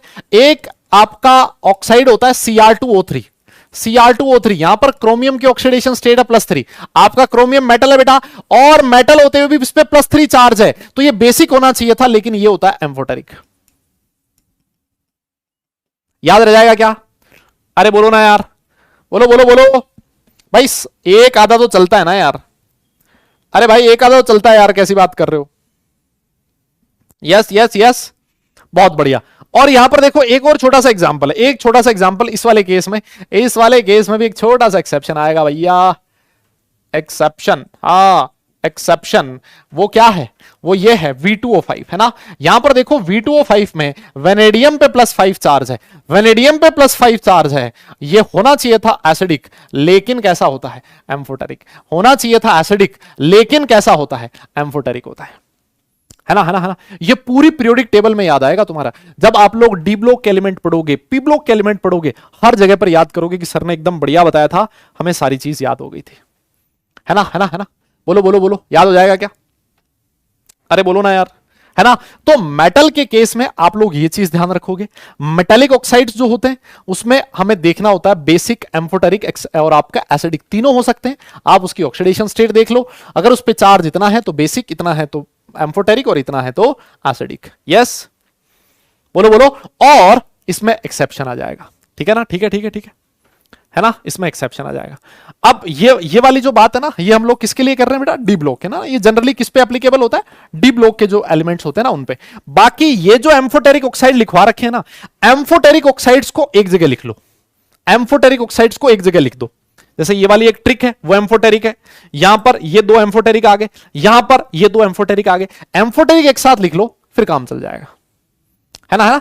तो मेटल्स तो ये आ गया। बाकी अगर नॉन मेटल्स की बात करोगे बेटा, अगर मैं लिख दूं नॉन मेटल्स, भाई जो नॉन मेटल्स होते हैं, है ना, जो नॉन मेटल्स होते हैं ना, उनके ऑक्साइड्स या तो एसिडिक होंगे या फिर न्यूट्रल होंगे, है ना, या तो एसिडिक होंगे या फिर न्यूट्रल होंगे।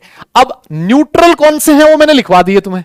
न्यूट्रल कौन कौन से होते हैं? CO, NO, N2O। इसके अलावा जितने भी नॉन मेटल के ऑक्साइड है सारे के सारे क्या होंगे? एसिडिक होंगे। जैसे मान लो मैं ऐसे लिख दूं, जैसे मान लो ऐसे लिखा है Cl2O, ऐसे कोई पूछ ले तुमसे Cl2O, ये वाला कोई तुमसे पूछे कि भैया ये ऑक्साइड कैसा है, आप बोलोगे सर देखो क्लोरीन पे चार्ज है +1, और सर क्लोरीन नॉन मेटल है।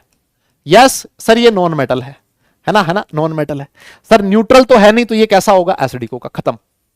इस तरह से आप बता सकते हो, थोड़ा सा अपना दिमाग लगा के, ट्रिक लगा के बता सकते हो। अरे बोलो ना यार दादा, बोलियो बोलियो बोलियो बोलियो, कैसा है ये, एसिडिक है, खत्म, है ना। इस तरह से आप याद रख सकते हो, है ना। जैसे अगर मैं मेटलॉइड की बात करूं, है ना, जैसे मैं बात करूं मेटलॉइड की, तो मेटलॉइड जो है या तो एसिडिक होगा और या फिर एम्फोटेरिक होगा, है ना। या तो एसिडिक होगा या फिर कैसा होगा बेटा, एम्फोटेरिक होगा, है ना। अब एम्फोटेरिक तुम्हें लिखवा रखे हैं, है ना। अगर जो एम्फोटेरिक आ जाए वो तो ठीक है, उसके अलावा एसिडिक होंगे, खत्म, है ना। तो ये छोटी सी ट्रिक है जिससे आप याद रख सकते हो, है ना, है ना, है ना, जिससे आप याद रख सकते हो। Clear clear clear clear clear, है ना। तो भाई सुन लो मेरी बात, अंतिम बात सुन लो, है ना। और सुनो, कुछ ऑक्साइड्स ऐसे होते हैं ना, कुछ ऑक्साइड्स ऐसे होते हैं जिन पे विवाद है ना, जिस पे बहुत लफड़ा है। कहीं पे लिखा होता है एसिडिक है, कहीं पे लिखा होता है बेसिक है। ऐसे क्वेश्चंस आपके दिमाग में, आपके एग्जाम में नहीं आते, है ना। ऐसे जो क्वेश्चंस होते हैं हमारे एग्जाम में नहीं आते, तो उसकी तुम्हें टेंशन लेने की जरूरत नहीं है। यस, अगर मान लो इस पे मैं तुम्हें क्वेश्चन दूं ना, तुम चाहो कि सर बताओ तो सही, एक बार बताओ तो सही, क्या इस तरह के क्वेश्चंस भी आते हैं क्या। लो देख लो, मैं तुम्हें विश्वास दिला देता हूं कि हाँ इस तरह के क्वेश्चंस आते हैं। देखो ये क्वेश्चन पूछा गया 2020 में, है ना। क्या कहता है, लिखता है कि एक एक्स है, उसका जो है आपका कौन सा ऑप्शन होगा, थर्ड पीरियड है। कहता है कि जो एक्स है बेटा वो बेसिक है ना। ये तो क्वेश्चन है ना यार।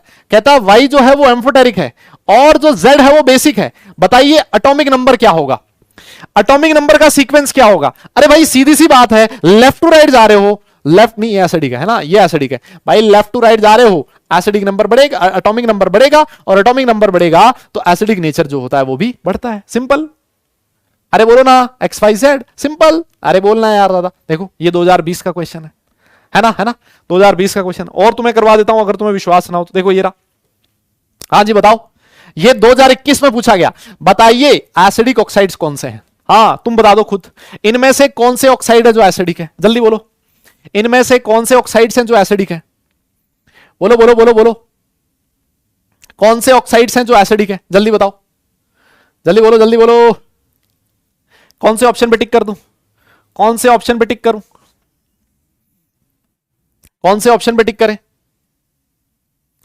हाँ जी कौन से पे। अरे देखो ना सर, कैल्शियम आ गया, कैल्शियम आपका ग्रुप 2 है। ये तो भाई कैसा है, मेटल है ना सर, ये तो मेटल है कैल्शियम, तो ये तो बेसिक होगा, है ना। ये बेसिक होगा तो ये तो ऑप्शन हो नहीं सकता। यहां पर भी है तो ये भी नहीं हो सकता। यहां देखो Na2O कैसा होता है, न्यूट्रल होता है, तो ये भी नहीं हो सकता। यस, तो एक ही ऑप्शन बचा, कौन सा, ऑप्शन नंबर बी, खत्म। देख रहे हो ट्रिक कैसे काम आई, है ना। ऐसे ट्रिक चुटकियों में क्वेश्चन कर दोगे, ऐसे काम आती है बेटा ट्रिक, है ना। चलो 2021 का कर लो एक क्वेश्चन, चलो। हाँ ये 2021 का कर लो। बताओ नंबर ऑफ एम्फोटेरिक ऑक्साइड्स कौन कौन से हैं। ये 4-5 ऑक्साइड आपके सामने दे रखे हैं। कितने ऑक्साइड्स ऐसे हैं जो एम्फोटेरिक हैं, जल्दी बताओ। दादा दादा दादा जल्दी बोलो ना बे, खटाखट बताओ। ऐसे क्वेश्चन, ऐसे सेकंड्स के क्वेश्चन है, ऐसे सेकंड्स के क्वेश्चन है। कितने ऑक्साइड्स ऐसे हैं जो एम्फोटेरिक हैं, जल्दी बोलो जल्दी बोलो जल्दी बोलो। कौन से ऑप्शन पे टिक करें, एम्फोटेरिक कौन कौन से हैं। हाँ जी देखो ये बताया था, Na2O कैसा होता है, बेसिक होता है। AS2O3 लिखवाया था, आर्सेनिक का +3 में है तो एम्फोटेरिक, +5 में है तो एसिडिक। ये रहा सर एम्फोटेरिक। सर N2O तो और NO दोनों न्यूट्रल थे। यस ये दोनों न्यूट्रल थे। और सर ये तो हाईली एसिडिक था, सर ये तो हाईली एसिडिक था। कितना है, एक ही है, एक ही element, option number B correct. 2021 का क्वेश्चन खत्म। देख रहे हो ऐसे चुटकियों में होंगे भाई, मैं बता रहा हूं तुम्हें, ऐसे चुटकियों में कर दो। चलो 2022 का कर लो एक, अबे 22 का कर लो, चलो कोई बात नहीं, लेटेस्ट क्वेश्चन है ना। 2022 का कर लो। क्या कह रहा है, लिस्ट 1 को लिस्ट 2 से मैच करो। हर क्वेश्चन तुम्हारी नोट से है, हर क्वेश्चन पिछले 4 साल के दिखा दिए तुम्हें, है ना। और ये सारी चीज हम लोग हर बार लिखते हैं नोट्स में, सीधा क्वेश्चन नोट से आता बेटा। Cl2O7 अभी बताया था, हाईली एसिडिक। Na2O सर भयंकर acidic basic. Al2O3 sir amphoteric, और N2O सर न्यूट्रल, खत्म। बताओ, अरे बोलो ना यार। तो ऐसे क्वेश्चंस आते हैं, ऐसे क्वेश्चंस आते हैं जिनको तुम ऐसे निपटा सकते हो, ढंग से निपटा सकते हो। देखो फर्स्ट किसके साथ जाएगा, एस के साथ। ए एस के साथ जाएगा तो ये तो 2 उड़ गए। ए एस के साथ जाएगा, बी किसके पास जाएगा, बी बोलेगा मैं जाऊंगा क्यू के साथ, बी बोलेगा मैं जाऊंगा क्यू के साथ, खत्म। बी ऑप्शन है ना। चलो एक और क्वेश्चन कर लो, कोई बात नहीं, तुम एक और क्वेश्चन कर लो। 2022 का एक और क्वेश्चन, बेसिक ऑक्साइड कौन सा है। ये तो अभी चिक चिक के कह रहा, अभी लिख दिया सर। यह रहा कैल्शियम, ग्रुप 2 का एलिमेंट है, मेटल है, मेटल का जो ऑक्साइड है वो बेसिक है, खत्म हो गया, है ना। Al2O3 तो एम्फोटेरिक होता है, खत्म, फिनिश। अरे बोलो, बोलना भाई, दादा बोलना पड़ेगा, है ना, है ना, है ना, है ना, ये लो खत्म, बस, है ना, है ना, है ना। और देख लो, नहीं तुम्हें विश्वास दिलाऊंगा, पूरा पूरा विश्वास दिलाऊंगा। चलो एक और देख लो, हाँ एक और देख लो। Total number of acidic oxides, कितने ऑक्साइड्स ऐसे हैं जो एसिडिक हैं? बोलो बोलो, हाँ भैया, बाबू भैया बताओ बताओ, total number of acidic oxides कितने हैं? दे रखा है तुम्हें। एनो सर न्यूट्रल है, न्यूट्रल है। N2O सर न्यूट्रल है, हाँ बोरोन का ऑक्साइड, यस। इसको ना तो न्यूट्रल में लिखा, ना हमने उसमें लिखा एम्फोटेरिक में लिखा, है ना। N2O5, N2O5 नॉन मेटल है, non metal oxides basic acidic होते हैं। CO सर ये न्यूट्रल होता है, सर ये एसिडिक होगा, और ये फास्फोरस का ऑक्साइड भी एसिडिक होगा। बताइए कितने हो गए, कितने हो गए भैया? 4 हो गए भैया, 4 हो गए, 4 हो गए, है ना। अरे देखो ना, 1 2 3 4 खत्म। कौन सा ऑप्शन? बी ऑप्शन, ये लो। ऐसे निपट जाते हैं बेटा, ऐसे क्वेश्चंस होते हैं। होमवर्क दे देता हूं, होमवर्क सबसे पहला तो रिवीजन करना जम के, यस। फिर उसके बाद डीपीपी सॉल्व कर लेना, फिर उसके बाद मॉड्यूल सॉल्व कर लेना, पूरा का पूरा मॉड्यूल आप सॉल्व कर सकते हो। एनसीईआरटी या फिर आपके स्टेट की बुक, कोई भी बुक अगर तुम उठा के देखोगे, नोट्स अच्छे से पढ़ लेना, कोई भी स्टेट बुक उठा के देखना, है ना, तुम्हें हलवा लगेगा, हलवा, ये अपनी गारंटी है। तुम्हें लगेगा यार तो सारी चीज तो अपनी कॉपी में लिखी हुई है, हर चीज, छोटे से छोटा और बड़ा से बड़ा पॉइंट हम लोगों ने लिखा है जो हमारे लिए रेलिवेंट है। कुछ चीजें ऐसी हो सकती हैं जो आप लोग आगे आने वाले चैप्टर्स में पढ़ोगे, जिनको अभी के लिए हमने नहीं लिखा है। यस यस, तो मैंने आपकी क्लास लगभग 10 मिनट पहले क्लास खत्म कर दी है, जो कि मैंने तुम्हें बोला ही था शुरू में। मुझे लगा था ज्यादा पहले खत्म कर दूंगा, 15-20 मिनट, लेकिन नहीं हो पाया, कोई बात नहीं। हमने बहुत सारे क्वेश्चंस भी तो किए, है ना, है ना, है ना, है ना। यस यस यस यस, हाँ। तो बेटा याद करना पड़ेगा, है ना, रिवाइज करना पड़ेगा, है ना। जब रिवाइज करोगे ना तब चीजें याद होगी, है ना। दिमाग जो पावर है वो बढ़ेगी, सोचने की क्षमता बढ़ेगी आपकी, है ना। तो ये कहानी है बेटा, यस। इसको पढ़ना पड़ेगा अच्छे से, बार बार रिवाइज करना पड़ेगा, तब जाके आपको कोई टॉपिक याद होगा, है ना। और अपने मेमोरी बढ़ानी पड़ेगी, याददाश्त बढ़ानी पड़ेगी, है ना। देखो कुछ चीजें भूलोगे भी, एक बार पढ़ोगे ना तो कुछ चीजें भूलोगे, जब उसको वापस पढ़ोगे तो याद होगा, फिर दोबारा पढ़ोगे तो और चीजें याद होगी, है ना। भूलना इंसान की फितरत है ना, भूलना इंसान की फितरत है। एक छोटी सी मुझे बात याद आई इससे, हाँ वो तुम्हारी स्टोरी भी हो जाएगी, है ना। जब मैं कॉलेज में था, तो कॉलेज में हमारे एक प्रोफेसर हुआ करते थे, मैं उनका नाम तो नहीं बताऊंगा, है ना, ये मैंने लक्ष्य वालों को भी सुनाई थी। हाँ, तो एक कॉलेज में एक प्रोफेसर हुआ करते थे, वो हमें मेरा मेरा जो ब्रांच था वो इंफॉर्मेशन टेक्नोलॉजी था, है ना, आईटी। वैसे तो मैं आईटी इंजीनियर हूँ, केमिस्ट्री पढ़ा रहा हूँ अभी। तो वो क्या करते थे ना, उनको ना मतलब चीजें याद नहीं रहती थी, वो भूल जाते थे चीजों को ना जल्दी, मतलब एकदम से नहीं, लेकिन हाँ over the period of time भूल जाते थे, वो एकदम से इंस्टेंटली भूल जाते थे चीजों को, है ना, है ना। सुनाया था, हाँ पता है। हाँ तो मतलब वो इसी से रिलेटेड है। तो क्या हुआ ना कि वो हमें आईटी पढ़ाते थे, यस। तो एक बार ऐसे आए आईटी की क्लास में, कंप्यूटर साइंस पढ़ा के चले गए, है ना, कंप्यूटर साइंस पढ़ा के चले गए एक दिन।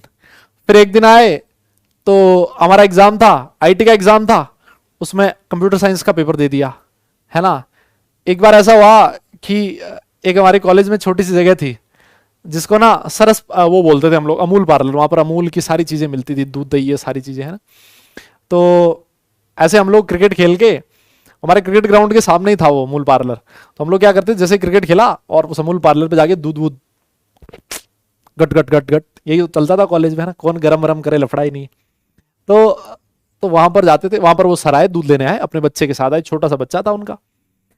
तो अपने बच्चे के साथ आए, तो हुआ क्या ना कि वो बातों बातों में बच्चा भूल के चले गए, और घर पहुंचे होंगे, बीवी ने बोला होगा भैया कहा मेरा बच्चा कहाँ छोड़ा है भाई, बड़ी मेहनत से पाल पोस के बड़ा किया था, इतना बड़ा। फिर वो भागते भागते आए वापस, अरे यार मेरा बच्चा रह गया। मैंने कहा हाँ सर, हमने संभाल के रखा आपका बच्चा, है ना।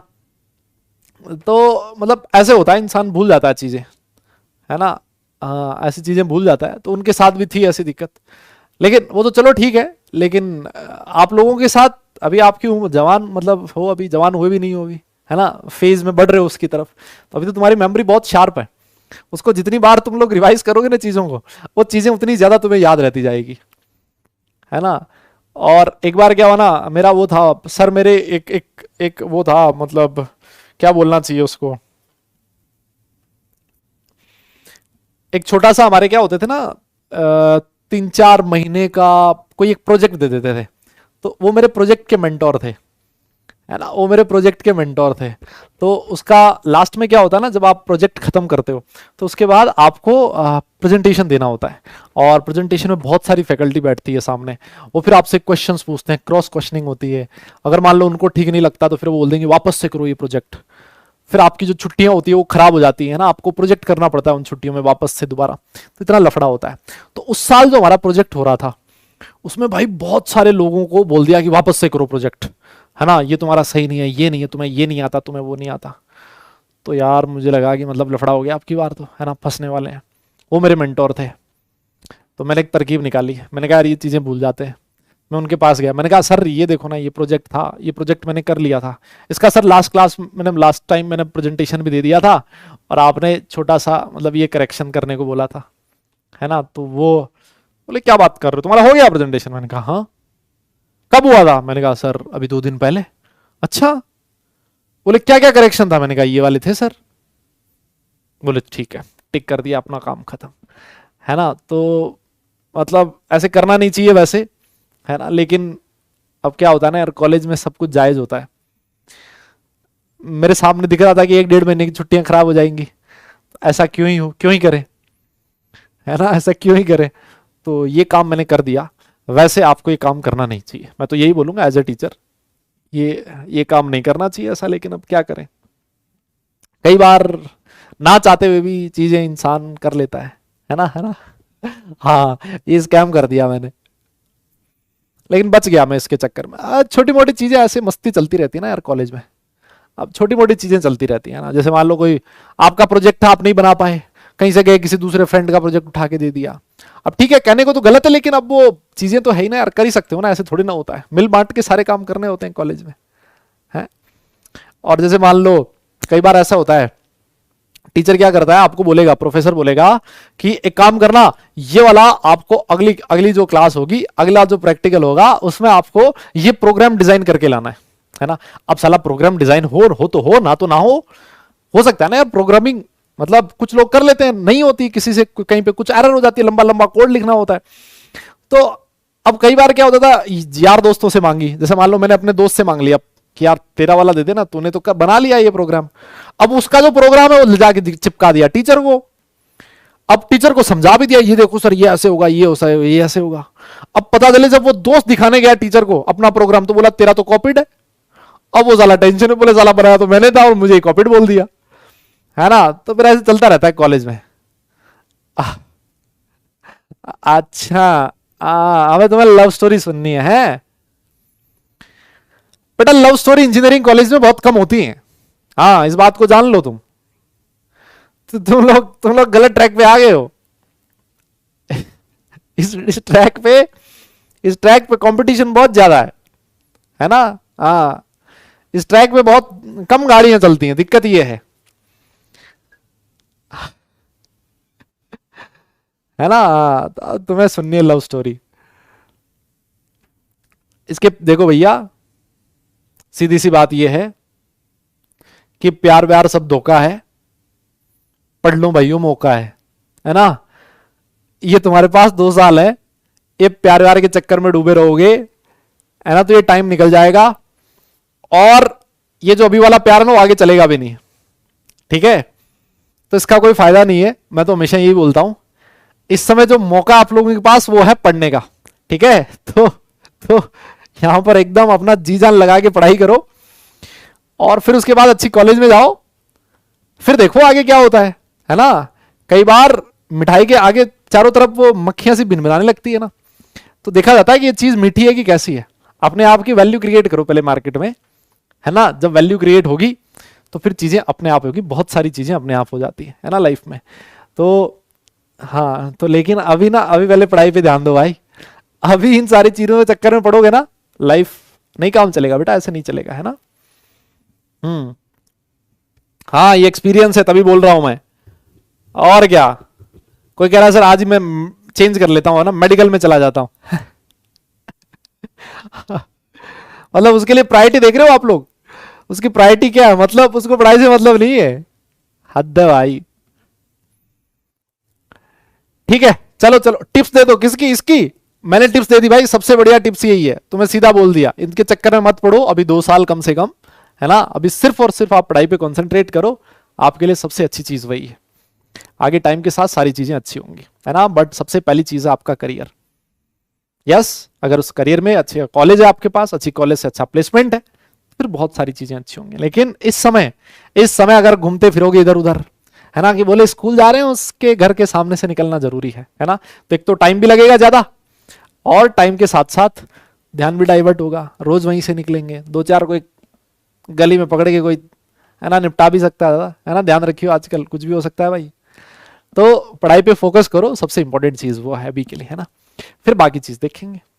ऑल राइट, चलो फिर तो खत्म करते हैं आज की क्लास, 1 मिनट ज्यादा हो गया।